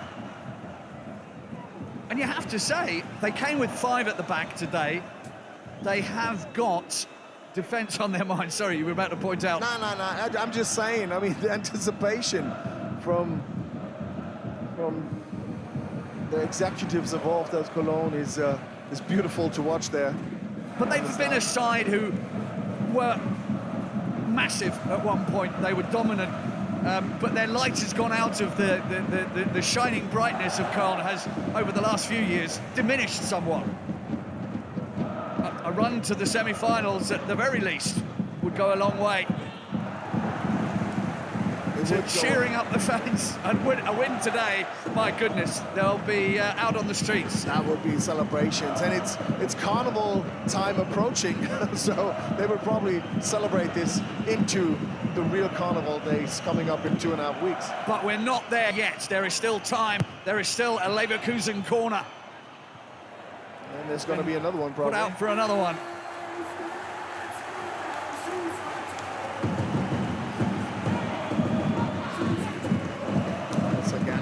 These curved balls are so hard to anticipate where they'll be coming down. Still 5 minutes to play. There's plenty of time. Schweber punches it. Now, an up and under. Didn't quite come off. Put back by Garcia. Xhaka spreads it wide. He might get it back again. Yes, he does. They're looking for their key man. They're looking for Xhaka, they're looking for Grimaldo, and of course Florian Wirtz. Now they get a promising free kick. Won by Schick. It was Paccarada giving this to Leverkusen. Yeah, of course, I mean, in the legs from behind, that's a clear call. It's a good call. 4 minutes left for Leverkusen.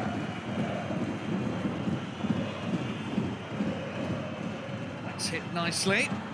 Plenty of power, plenty of direction, but plenty of Köln player behind it when it arrived. Oh, Tillman's going to get a yellow card for his reaction there. yeah, but I don't understand. I'm with Tillman in this situation. This was 50-50.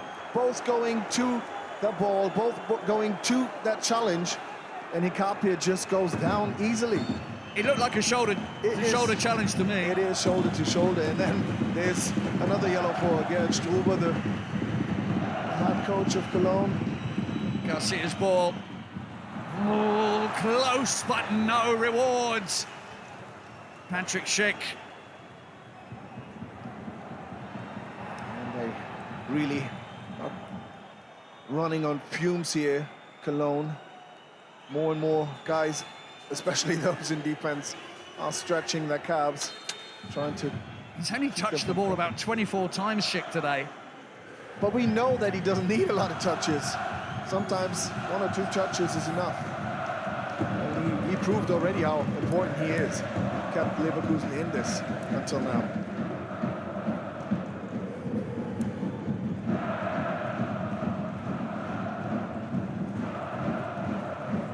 Two and a half minutes left.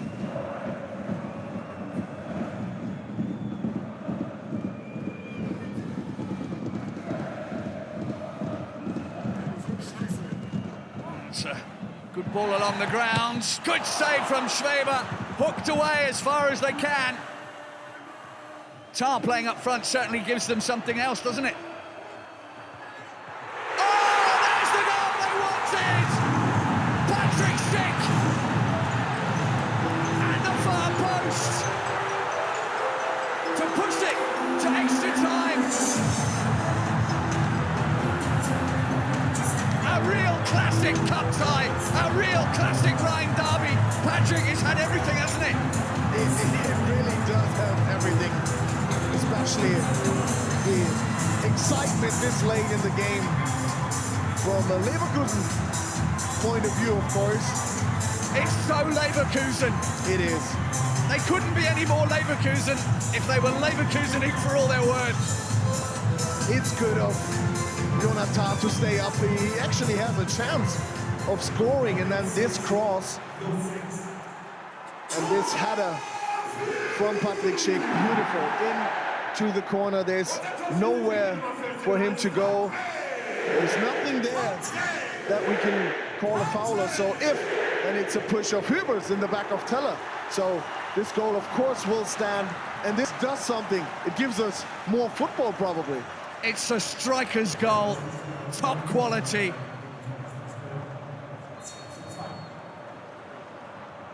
Now there's a cheeky try, but you need to hit it a little more on target with a little more vim. That was a tired effort. But you can't blame them for trying, because now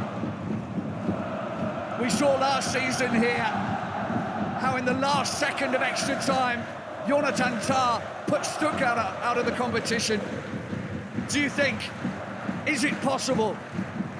I mean, can Leverkusen do it again? We've seen it so many times. There was even that name, Leverkusen, where they were famous for scoring really late in important games to turn games around, leveling or winning them really late. But they've given themselves a real big chance right now. The Nordkurve is in full voice.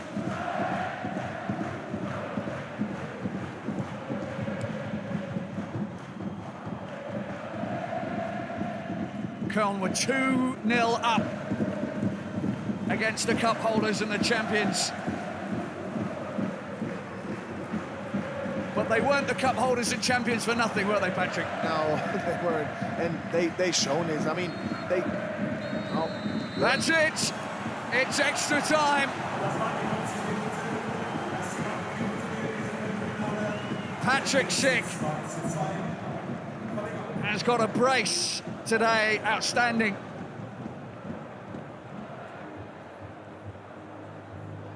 And I get the feeling that Köln have left it all out in the park in the first 90 minutes. Can they hold on for another half an hour? We'll have to wait and see. Schick's goal, meaning At the end of 90 minutes, it's Leverkusen 2, Köln 2, in what is slowly becoming a classic Rhine derby DFB Pokal quarter-final.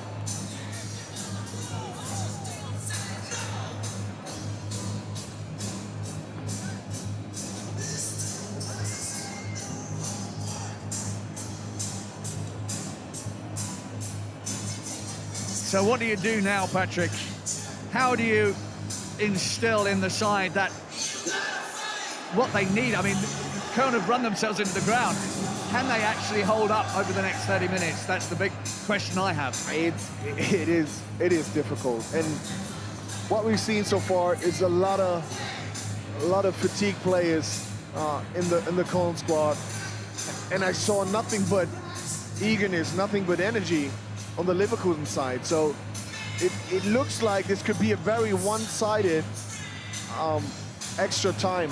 But then again, Cologne surprised us all when they scored twice. Once very late in the first half when no one expected it, and then just a few minutes after they came back out, how Miner scored in a beautiful counterattack. So maybe there's that one breakaway, but I do have the feeling that 30 minutes of more football can be just too much on Cologne tonight.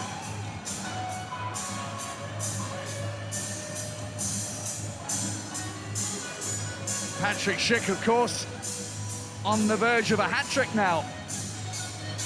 Yeah, and then, I mean, I wouldn't be too surprised if he does. And you just a few minutes earlier, you mentioned he has just a few touches. And I told you, all he needs is just a few touches. And towards the end, he got another very important touch with his head and managed to keep his team and their dreams of winning the cup back-to-back alive. Leverkusen looking very motivated as they come out of their huddle. And that's it. I mean, I see a lot of question marks on the Cologne side, but I see a lot of exclamation marks on the other side. Yes, yes.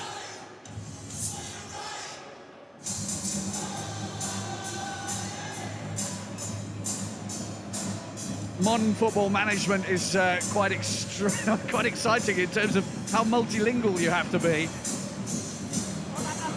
But you sometimes have the feeling Leverkusen, they all speak Spanish by now. There's so many people with that language as a mother tongue.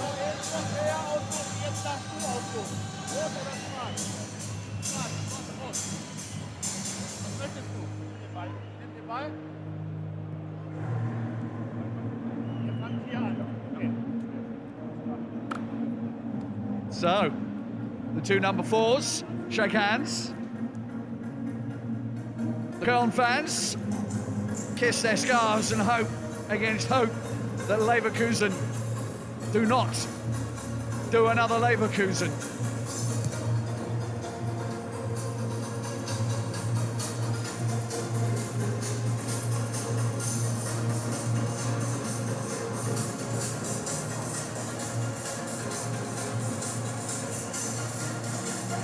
Well, in just a few seconds, extra time.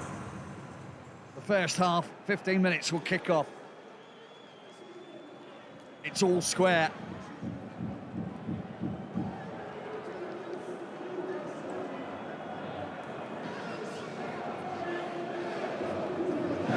Ready when you are, Mr. Willenborg.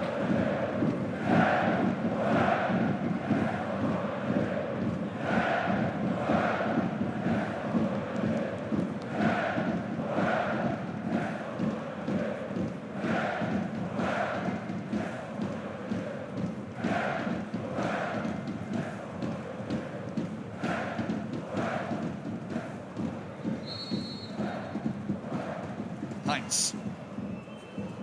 Do they have a plan on how to deal with Leverkusen right now? Bondic is keeping the ball well there for them. Ljubičić moves it out to Pakirada. We didn't see Köln doing much attacking in the latter half of the, well, after they scored their second goal, really. Then they just got battered by Leverkusen's attacks, one after the other. Yeah, and the offensive half, from a Cologne point of view, the half of Leverkusen, it looked awfully big and awfully far away, that other goal, that other side of the pitch. More of the same. That's a good ball. No chances taken. Thielmann really had no big options there, did he? I think just to your own goalkeeper would be some better opportunity, but you need to be absolutely confident. Yeah, he didn't seem like he wanted to take the risk, did he? No, absolutely not. Grimaldo, Garcia, and of course Wirtz.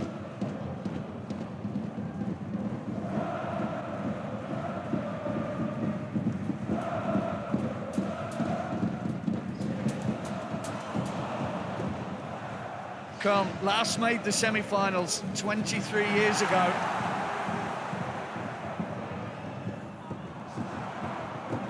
Spilled. Frimpong was lurking. It was not really clever before from Thielmann. You thought he had that situation under control, but if there's a Florian Wirtz involved, you never know.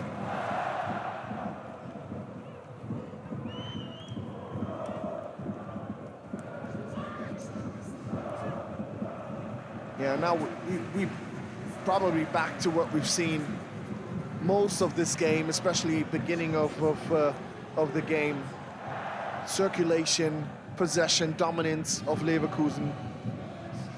That's a goal that had Florian Wirtz's name on the end of it if he'd have moved himself a little bit earlier.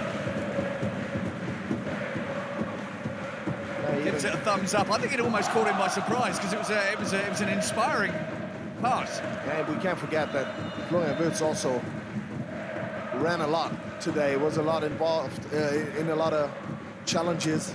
Yusuf Kazibegovic. Well, come on. Yeah, for Thielmann, we had this coming. He really ran out of energy. Ran out of steam, Thielmann.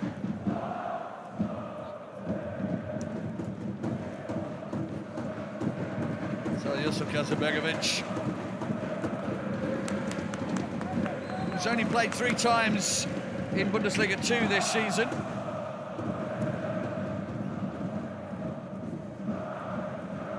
He has played no games at all in the Cup. This is his first ever Cup game.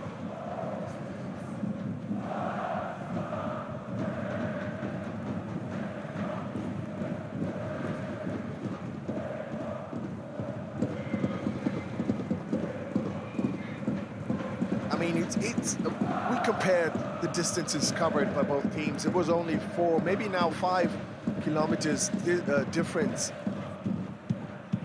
But from the looks of things, the Leverkusen players just seem to be much fresher, much more agile still than the Cologne players. Now the Köln players have run nearly 5 kilometers more as a team. Yeah, if you spread it out over the team, it's 500 meters each player, more than on the opposite side, and that's not an awful lot. But the difference in body language is massive. Martel heading that one out, only for it to be returned almost straight away. The next Leverkusen attack.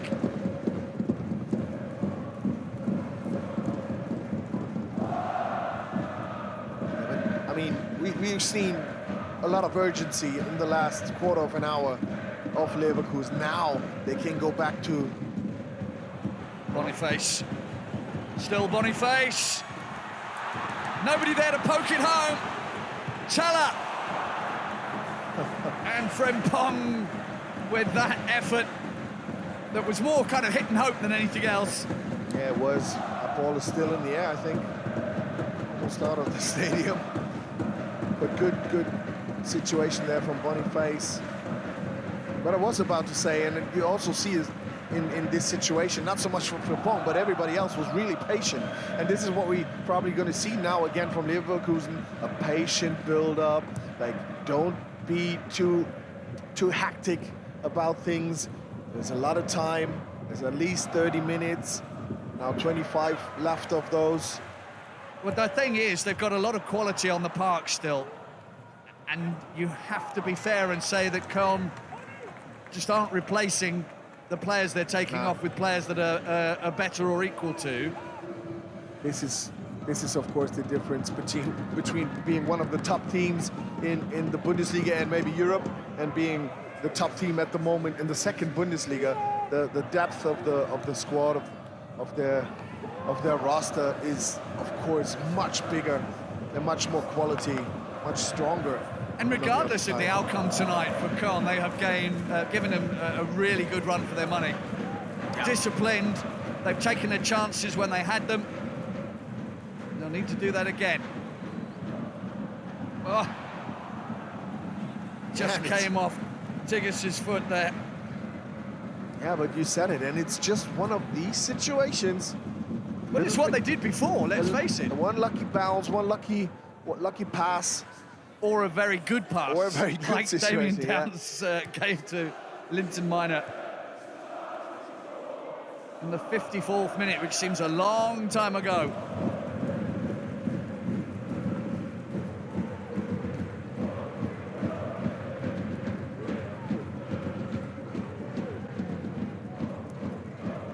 And you said it as well, you know, this is a Champions League side. They are used to fighting to the end of the 90 minutes against teams of the utmost quality in Europe. And this is, now it comes down to Leverkusen, of course, making this felt, the quality difference. So far, of course, oh, that's a... Oh, Boniface! Oh, Boniface! What a goal! What movement!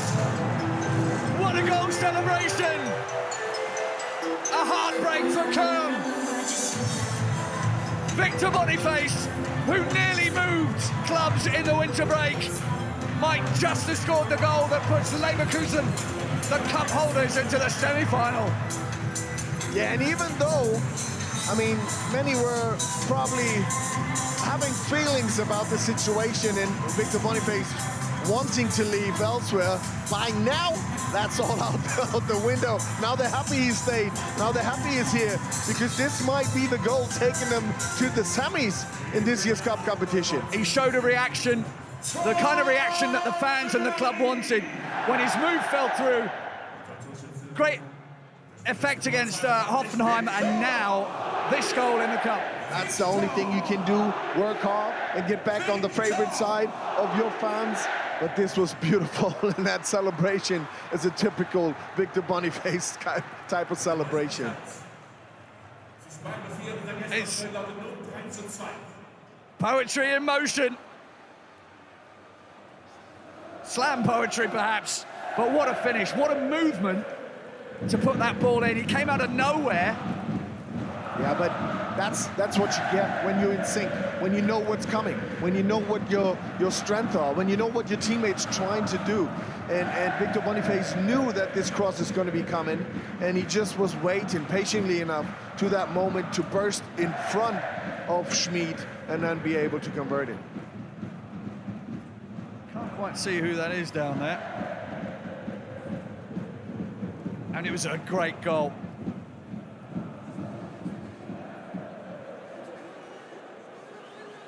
You can see the effect it's had, of course, on the players in the ranks of Köln, and it is, in fact,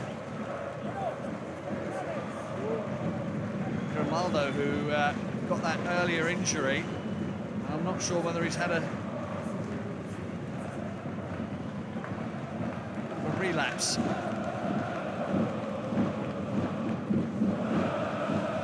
Hopefully not, of course.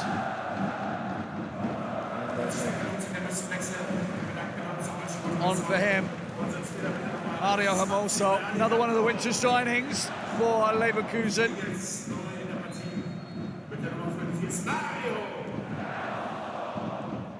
Another Spaniard. As you said, Patrick, sooner or later, everybody at Leverkusen... It helps if you speak that language, I'm telling you. If you want to work or play at Leverkusen, pick up some Spanish. Non hablo español, I'm afraid.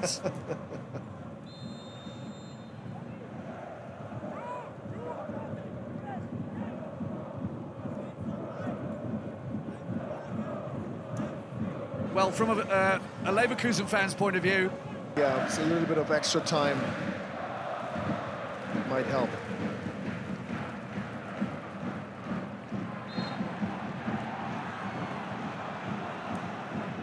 And of course, it's almost the other way around now. Now Leverkusen can take some more time for everything to get back up, to keep playing on. There was a foul there. Not much, but enough.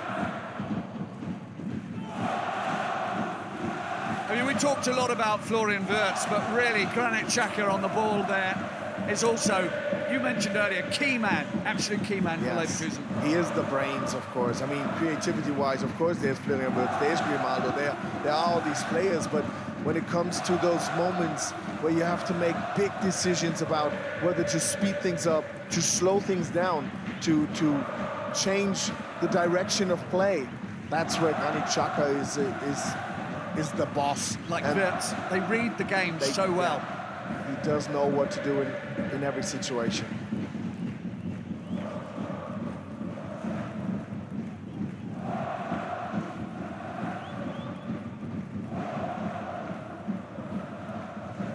Campier, Teller trying to get underneath that. On his way blocked by Gazibegovic.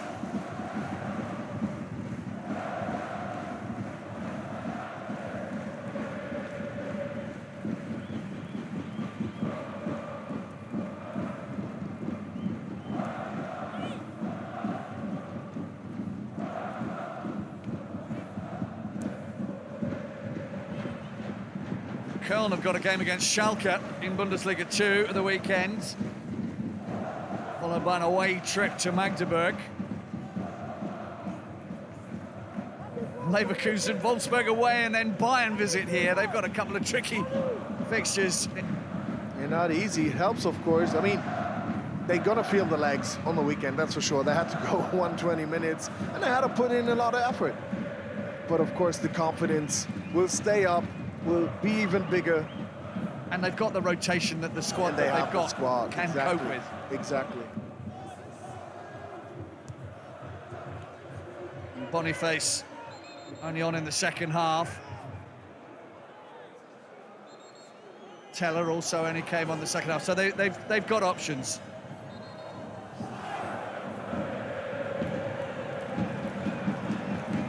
Wirtz gets a yellow card, an unnecessary one. That's his second one in the competition. You know, he still hasn't scored in the cup this season so far, Florian Wirtz. He doesn't need to, but he's certainly, well, he provided one today, at least one. Yeah, he was influential still. I said it before, it's about containing Florian Wirtz, but also, of course, the other key players of Leverkusen. And for most of the time, Cologne did a good job of that. You can't really take it all away from players of that category, but Cologne did a great job most of the time. But in the end, it looks like, at least, and there's still a few minutes left to play in the second half of this additional time as well, but it looks like it is just too big of a task for Cologne. Xhaka with his foot on the ball again, and he's quite right, because Leverkusen don't have to do anything. If it stops now, they win.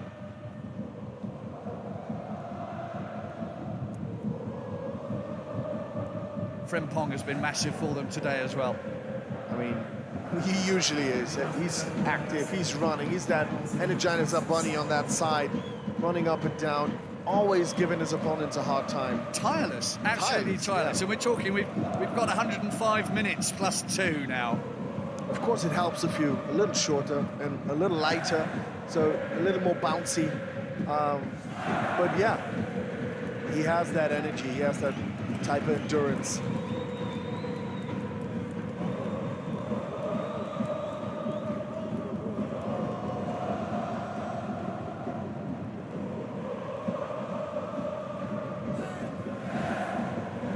The 60th minute goal, a 90+8 equalizer for Leverkusen after Köln had led by 2-0. And then came Victor Boniface. The 97th minute in extra time. Duels does that so well. Almost a signature move of his, that one. Around the oncoming defender for his teammate. It must be so nice to have this many options. Go left, go right, go through you, if you dare, to try and stop me, really.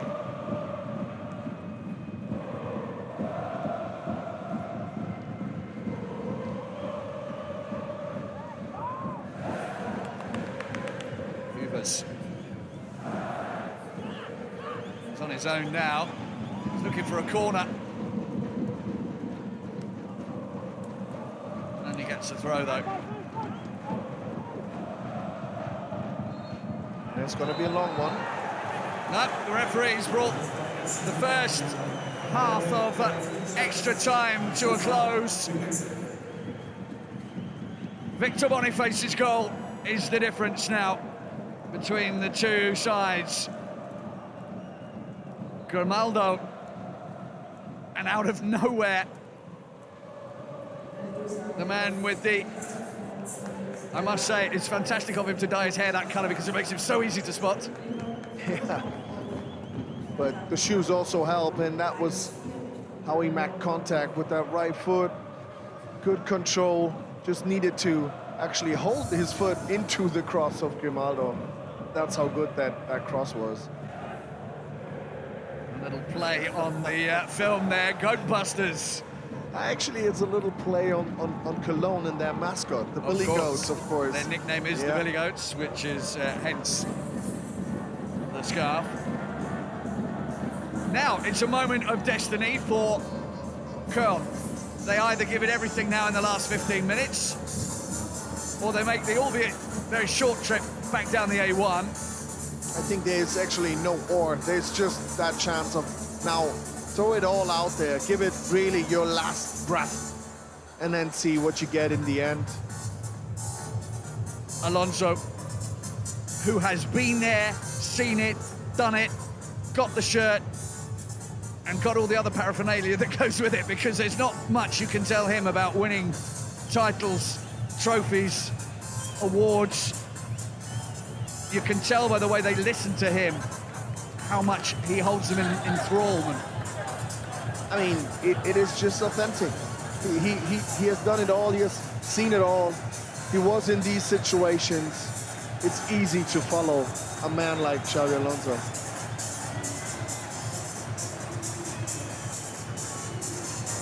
If you've got any questions for him, just go and have a look at his trophy cabinet. That will answer a lot of it. I think it's not even a cabinet, it's at least a room, if not more. Probably a warehouse. A floor or a warehouse, yeah. That's a lot of storage you need for everything he's won in his time. But hope springs eternal. The Billy Goats will not give up until the final whistle either. But they need to be clever, they need to be like they were in the first, well, up until an hour mark. They waited to that moment and then they took their chances when they came. The thing that bothers me is, do they have the quality to produce those chances again? I'm really not sure if it's going to be a question about quality more than it is a question of energy and strength left in the tank. Fair point. We've seen him. They can play decent ball, Cologne. They can. But do they have the energy to have that final pass, the good idea, and a good finish? Do they have that still left in them? Well, they will have made the fans proud tonight. And fans will follow you as long as they feel like you're giving everything, and they have done very, very much that. In the end, it's a two-class race that we're seeing today, and Köln managed to not make it look that way all of the time, and that's already an achievement. I mean, we're talking about Leverkusen on the other side. Well, after they were relegated at the end of last season, with the transfer embargo as well, lots of pundits prophesied that they would have a very sticky and difficult time this season. They've, with the resources that they had for most of the season, they've done very well to be top of the table. Very well, and that's what I meant, and that goes for tonight as well, of course. I mean, with the limited is a hard word, but with the squad they have compared to the other side, they've done really well so far. It's still a close race. It's still possible to make it an upset here tonight. So go for it. Just go for it. On the one hand, they don't want to throw caution to the wind and get a hatful scored against them, but on the other hand, you don't want to feel that, what if? Yeah. I mean, the scale now has to tip a little more towards that risk side than before, where it was a good balance needed defensively and offensively. But now you have to take a risk. What's there to lose from here on onwards? Köln have won, as a Bundesliga 2 side, they've won 5 of 13 games against Bundesliga teams when they've been drawn against them.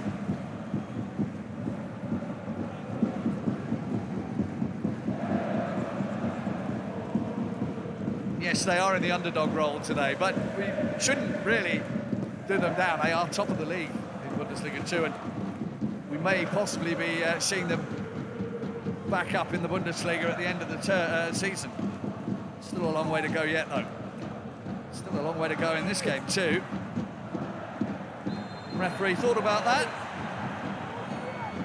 Schmid winning the free kick. But these are the moments. This is where you've got to put that ball in.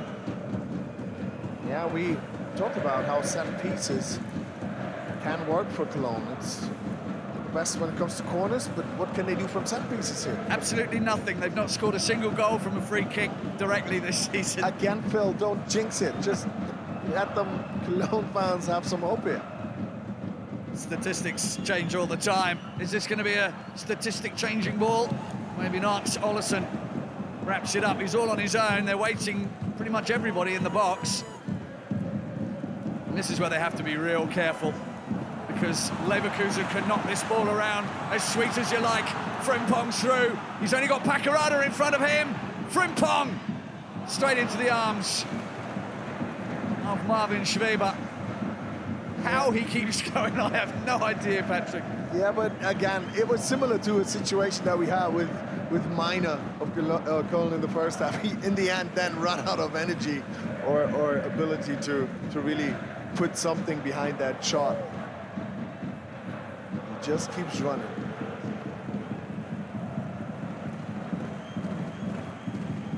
Ubers and Wirtz exchanging words. Throw in. Mario Hermoso wastes a little bit of time. Yeah, there's that one from Frimpong.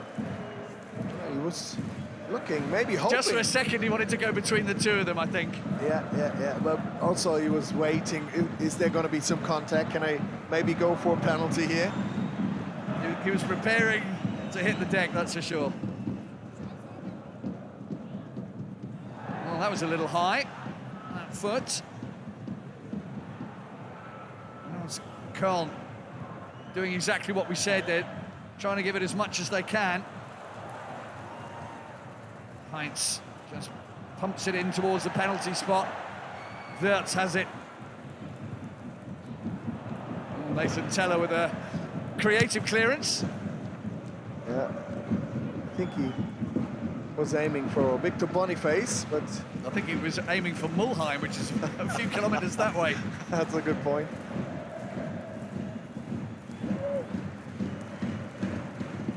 It's a good ball. Bičić, Tigges. Oh, they've equalised!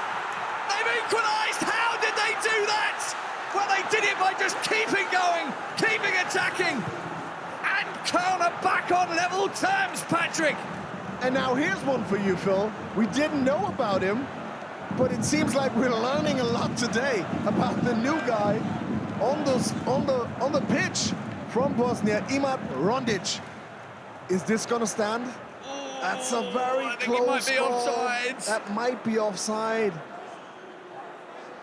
You have to put a real close look on it. Good finish, even if he was offside. Yeah, good touch there, and through the legs as well. We've seen a chic goal through the legs of Marvin Schwebe. Now, Rondic returned the favor. Question is, will this goal stand? I think it was a little too much forward there from him. Well, if there is a video assistant referee decision, we'll see a little bit of DFB Pokal history.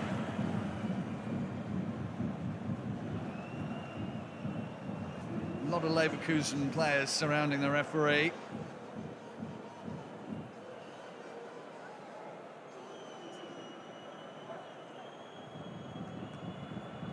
Of course, the Cologne players wants this to be sped up and decided the right way from their point of view. I think he knows what's coming. I think he does.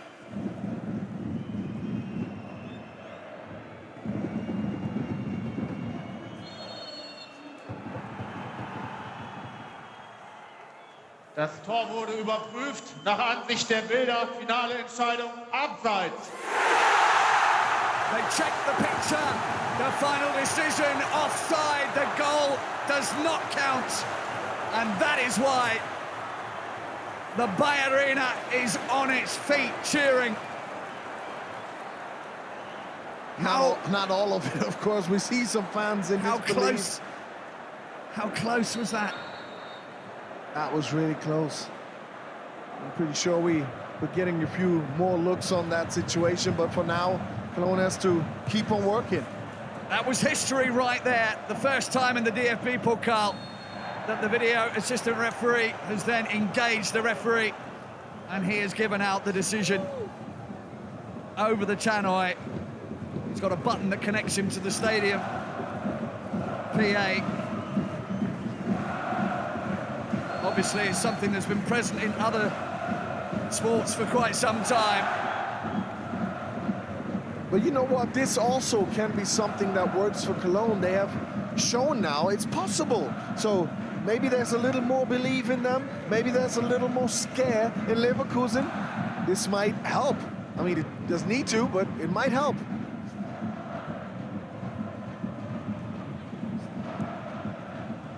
So they can only have one thought on their mind right now. Get forward as much as you can. I mean, it was a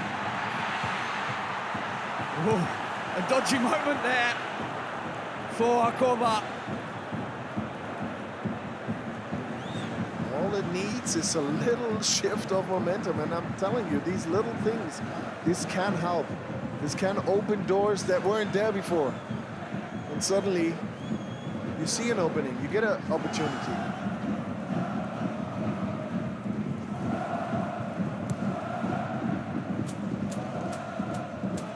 Rondic will be gutted that he didn't score on his debut. You can see it again here. A fraction offsides. That is just so close. That is just so close. In the end, finish similar to Patrick Schick's through the keeper's really legs. Good. Yeah, really good finish. That's a really good situation there of Kova. Offside.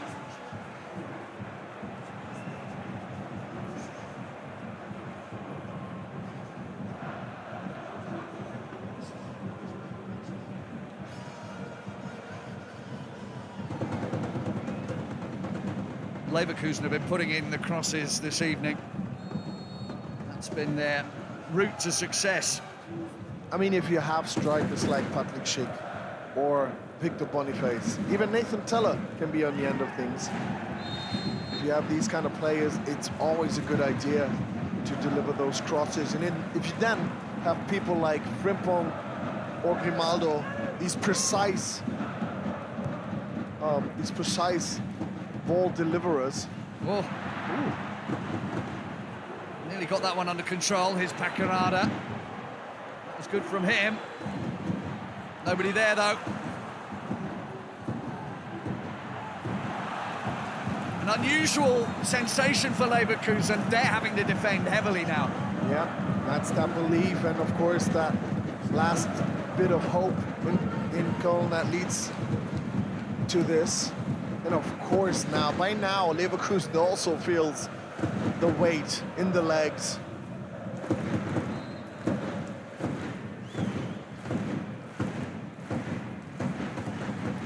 Here's another look on that situation. The cross from Pacarada. Good header out from Tar. And the Germany international playing his role as captain to the hilt.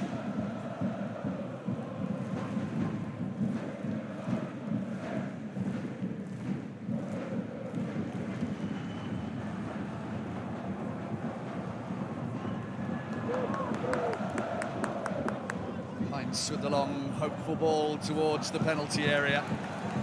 But nobody there. No, they're not set up properly. They need to be a little patient. I know time is ticking and it's hard to control yourself, but you need a little bit more patience, so it really makes sense to play these long balls. He's not particularly hit that one very well. They had trouble getting it under control. Oh, I wasn't sure that was a foul, Patrick. No, that was not the right decision there. I think he took the ball. There's a lot of that arm. I mean, he is pulling on that jersey. In the end, towards the end of the situations, yes, I'm on Frank Willensburg's side, but the development into it was more Frimpong throwing himself on. The Nordkurve is bouncing. There's only a minute or so left. There's going to be a yellow card for Garcia for time wasting. Alex Garcia with his first cup yellow.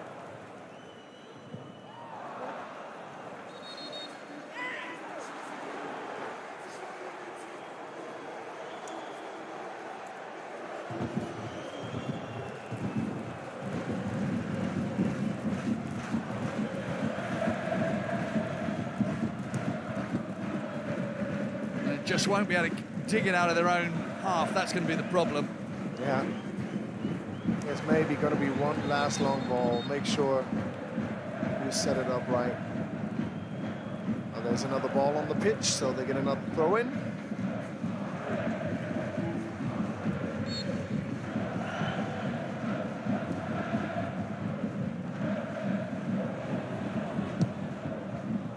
Cleared by Marvin Schweber. One last desperate hope now for Köln.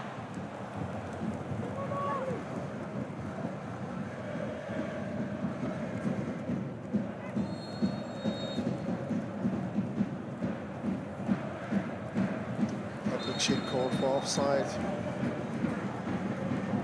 It's not really a new situation. In 2 more minutes. 2 more minutes.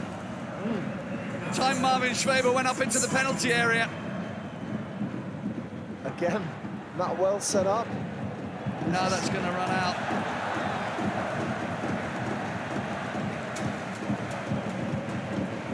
Jonathan Tah. And Dejan Ljubicic tangling minorly there.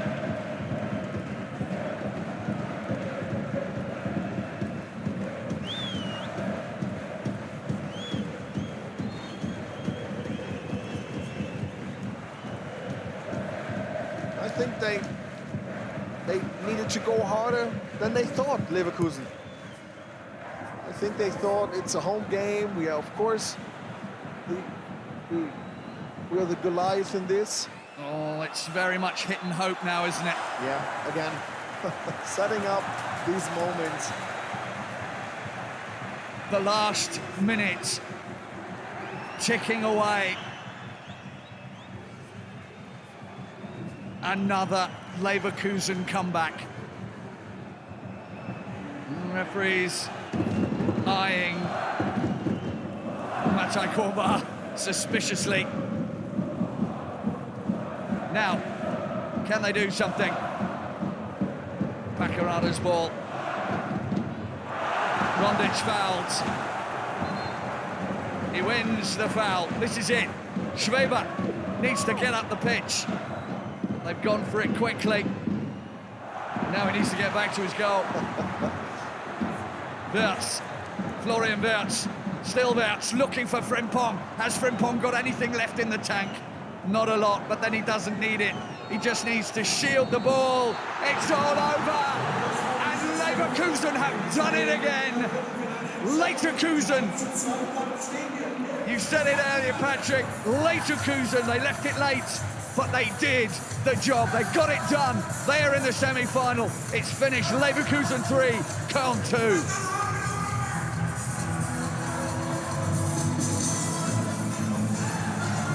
So close, so very, very close. They led 2-0. They almost had to pinch themselves that they led 2-0 against Leverkusen, but teams have made that mistake before. They made that mistake, and it's a big mistake if you think that a 2-0 lead midway through it all would it be enough to beat this Leverkusen team. You said the name, Leverkusen. It ain't over until Leverkusen says it's over.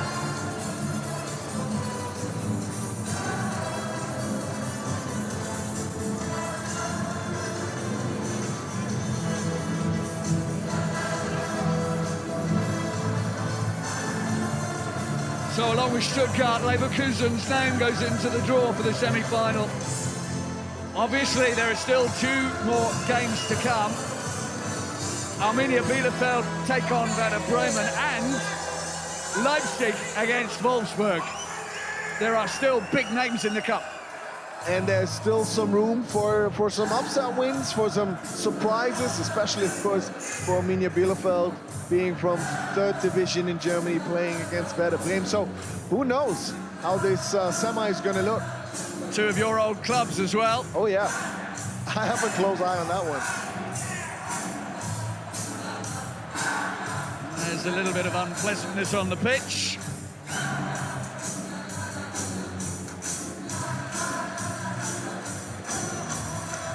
I mean, there's no need why this should turn into a physical derby now, after it wasn't for most of the game. Victor Boniface doing the right thing, just keeping himself to himself. Florian Wirtz as well.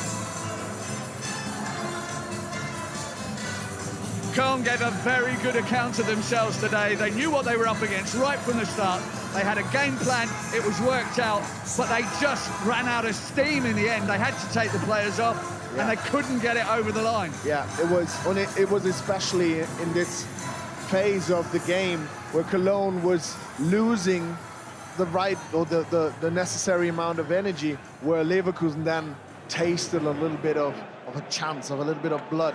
And when Leverkusen has that feeling that, oh, now it's possible, then they are able to turn up again. And this is what they've done. And they're all smiles again. We've seen those smiles a lot at the end of last season. In the final in Berlin, they're just 1 game away from another final, a 2nd in succession. Leipzig did it a couple of seasons back, got to the final 3 times in a row.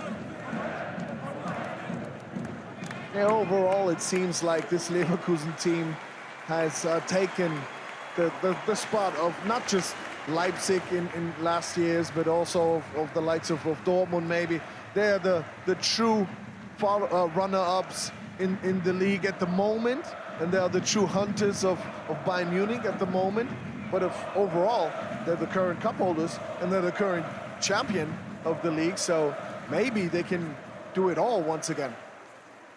Well, the Köln fans here in numbers, of course, because really it's not far at all. A couple of hours you can probably walk between the two grounds. It's Muggensdorfer Stadion and the Bay Arena, only 26 kilometres apart, I think I mentioned earlier.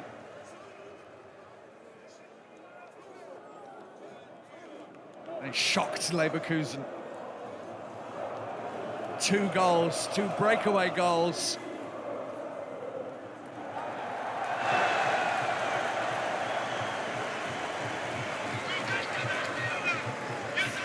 And going towards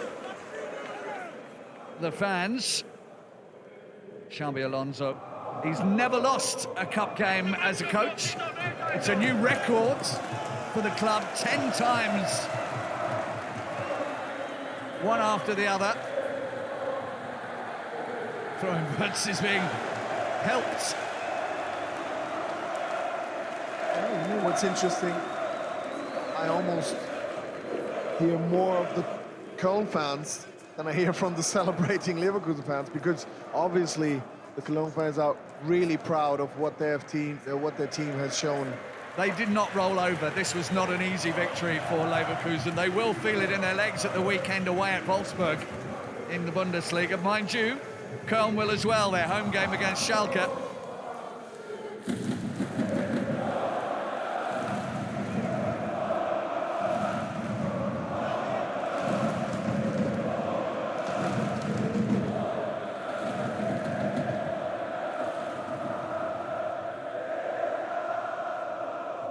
But they know what they've got in Florian Wirtz. Germany knows what they've got in Florian Wirtz.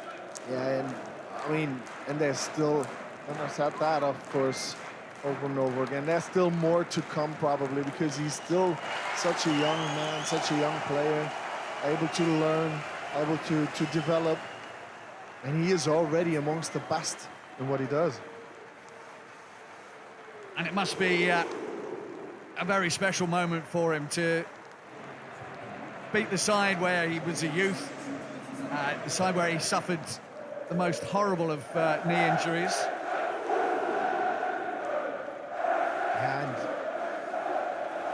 But I think for a lot of players, you have a very fond memory of your time where you learned your trade. But on the other hand, it's the football that drives you. He wants to play good football, and my goodness, he can. he really can play good football. There were some superb moments and situations involving Florian Wirtz tonight as well. He set up that Patrick Schick goal, so beautiful, with this first touch with a difficult ball. And these are moments that you don't see often. And for him to be able to do that again and again and again on that high level so constantly, that's amazing.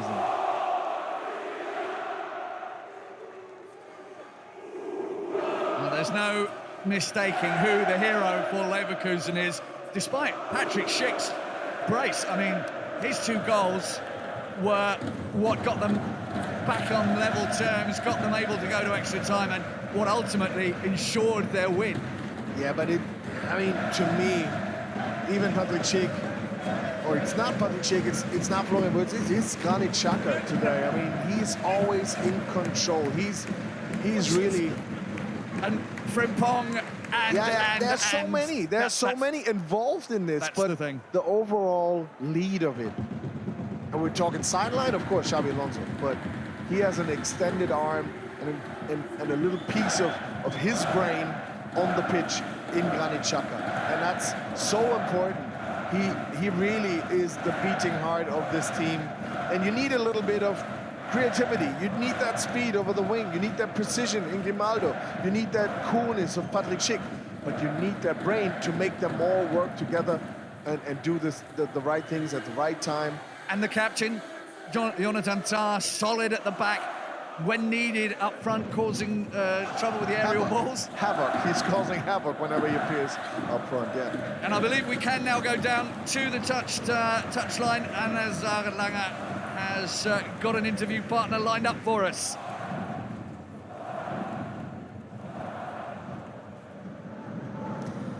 Damien Downsey with us. First of all, thanks for stepping by. It was a little goosebumps moment over there when you received so much support from your fans because you were so close. You only had to survive 1 minute of regular time, and then Patrick Schick scored. How were your emotions about that?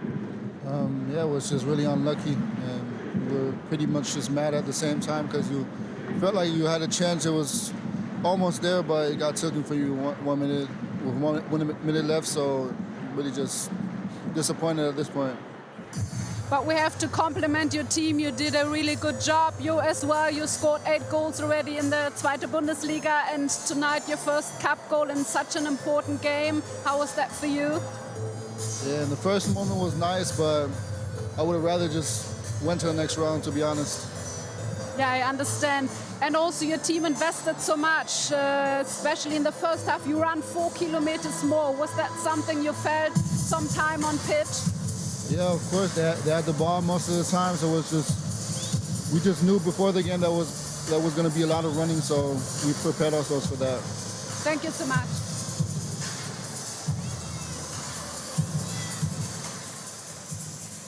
So,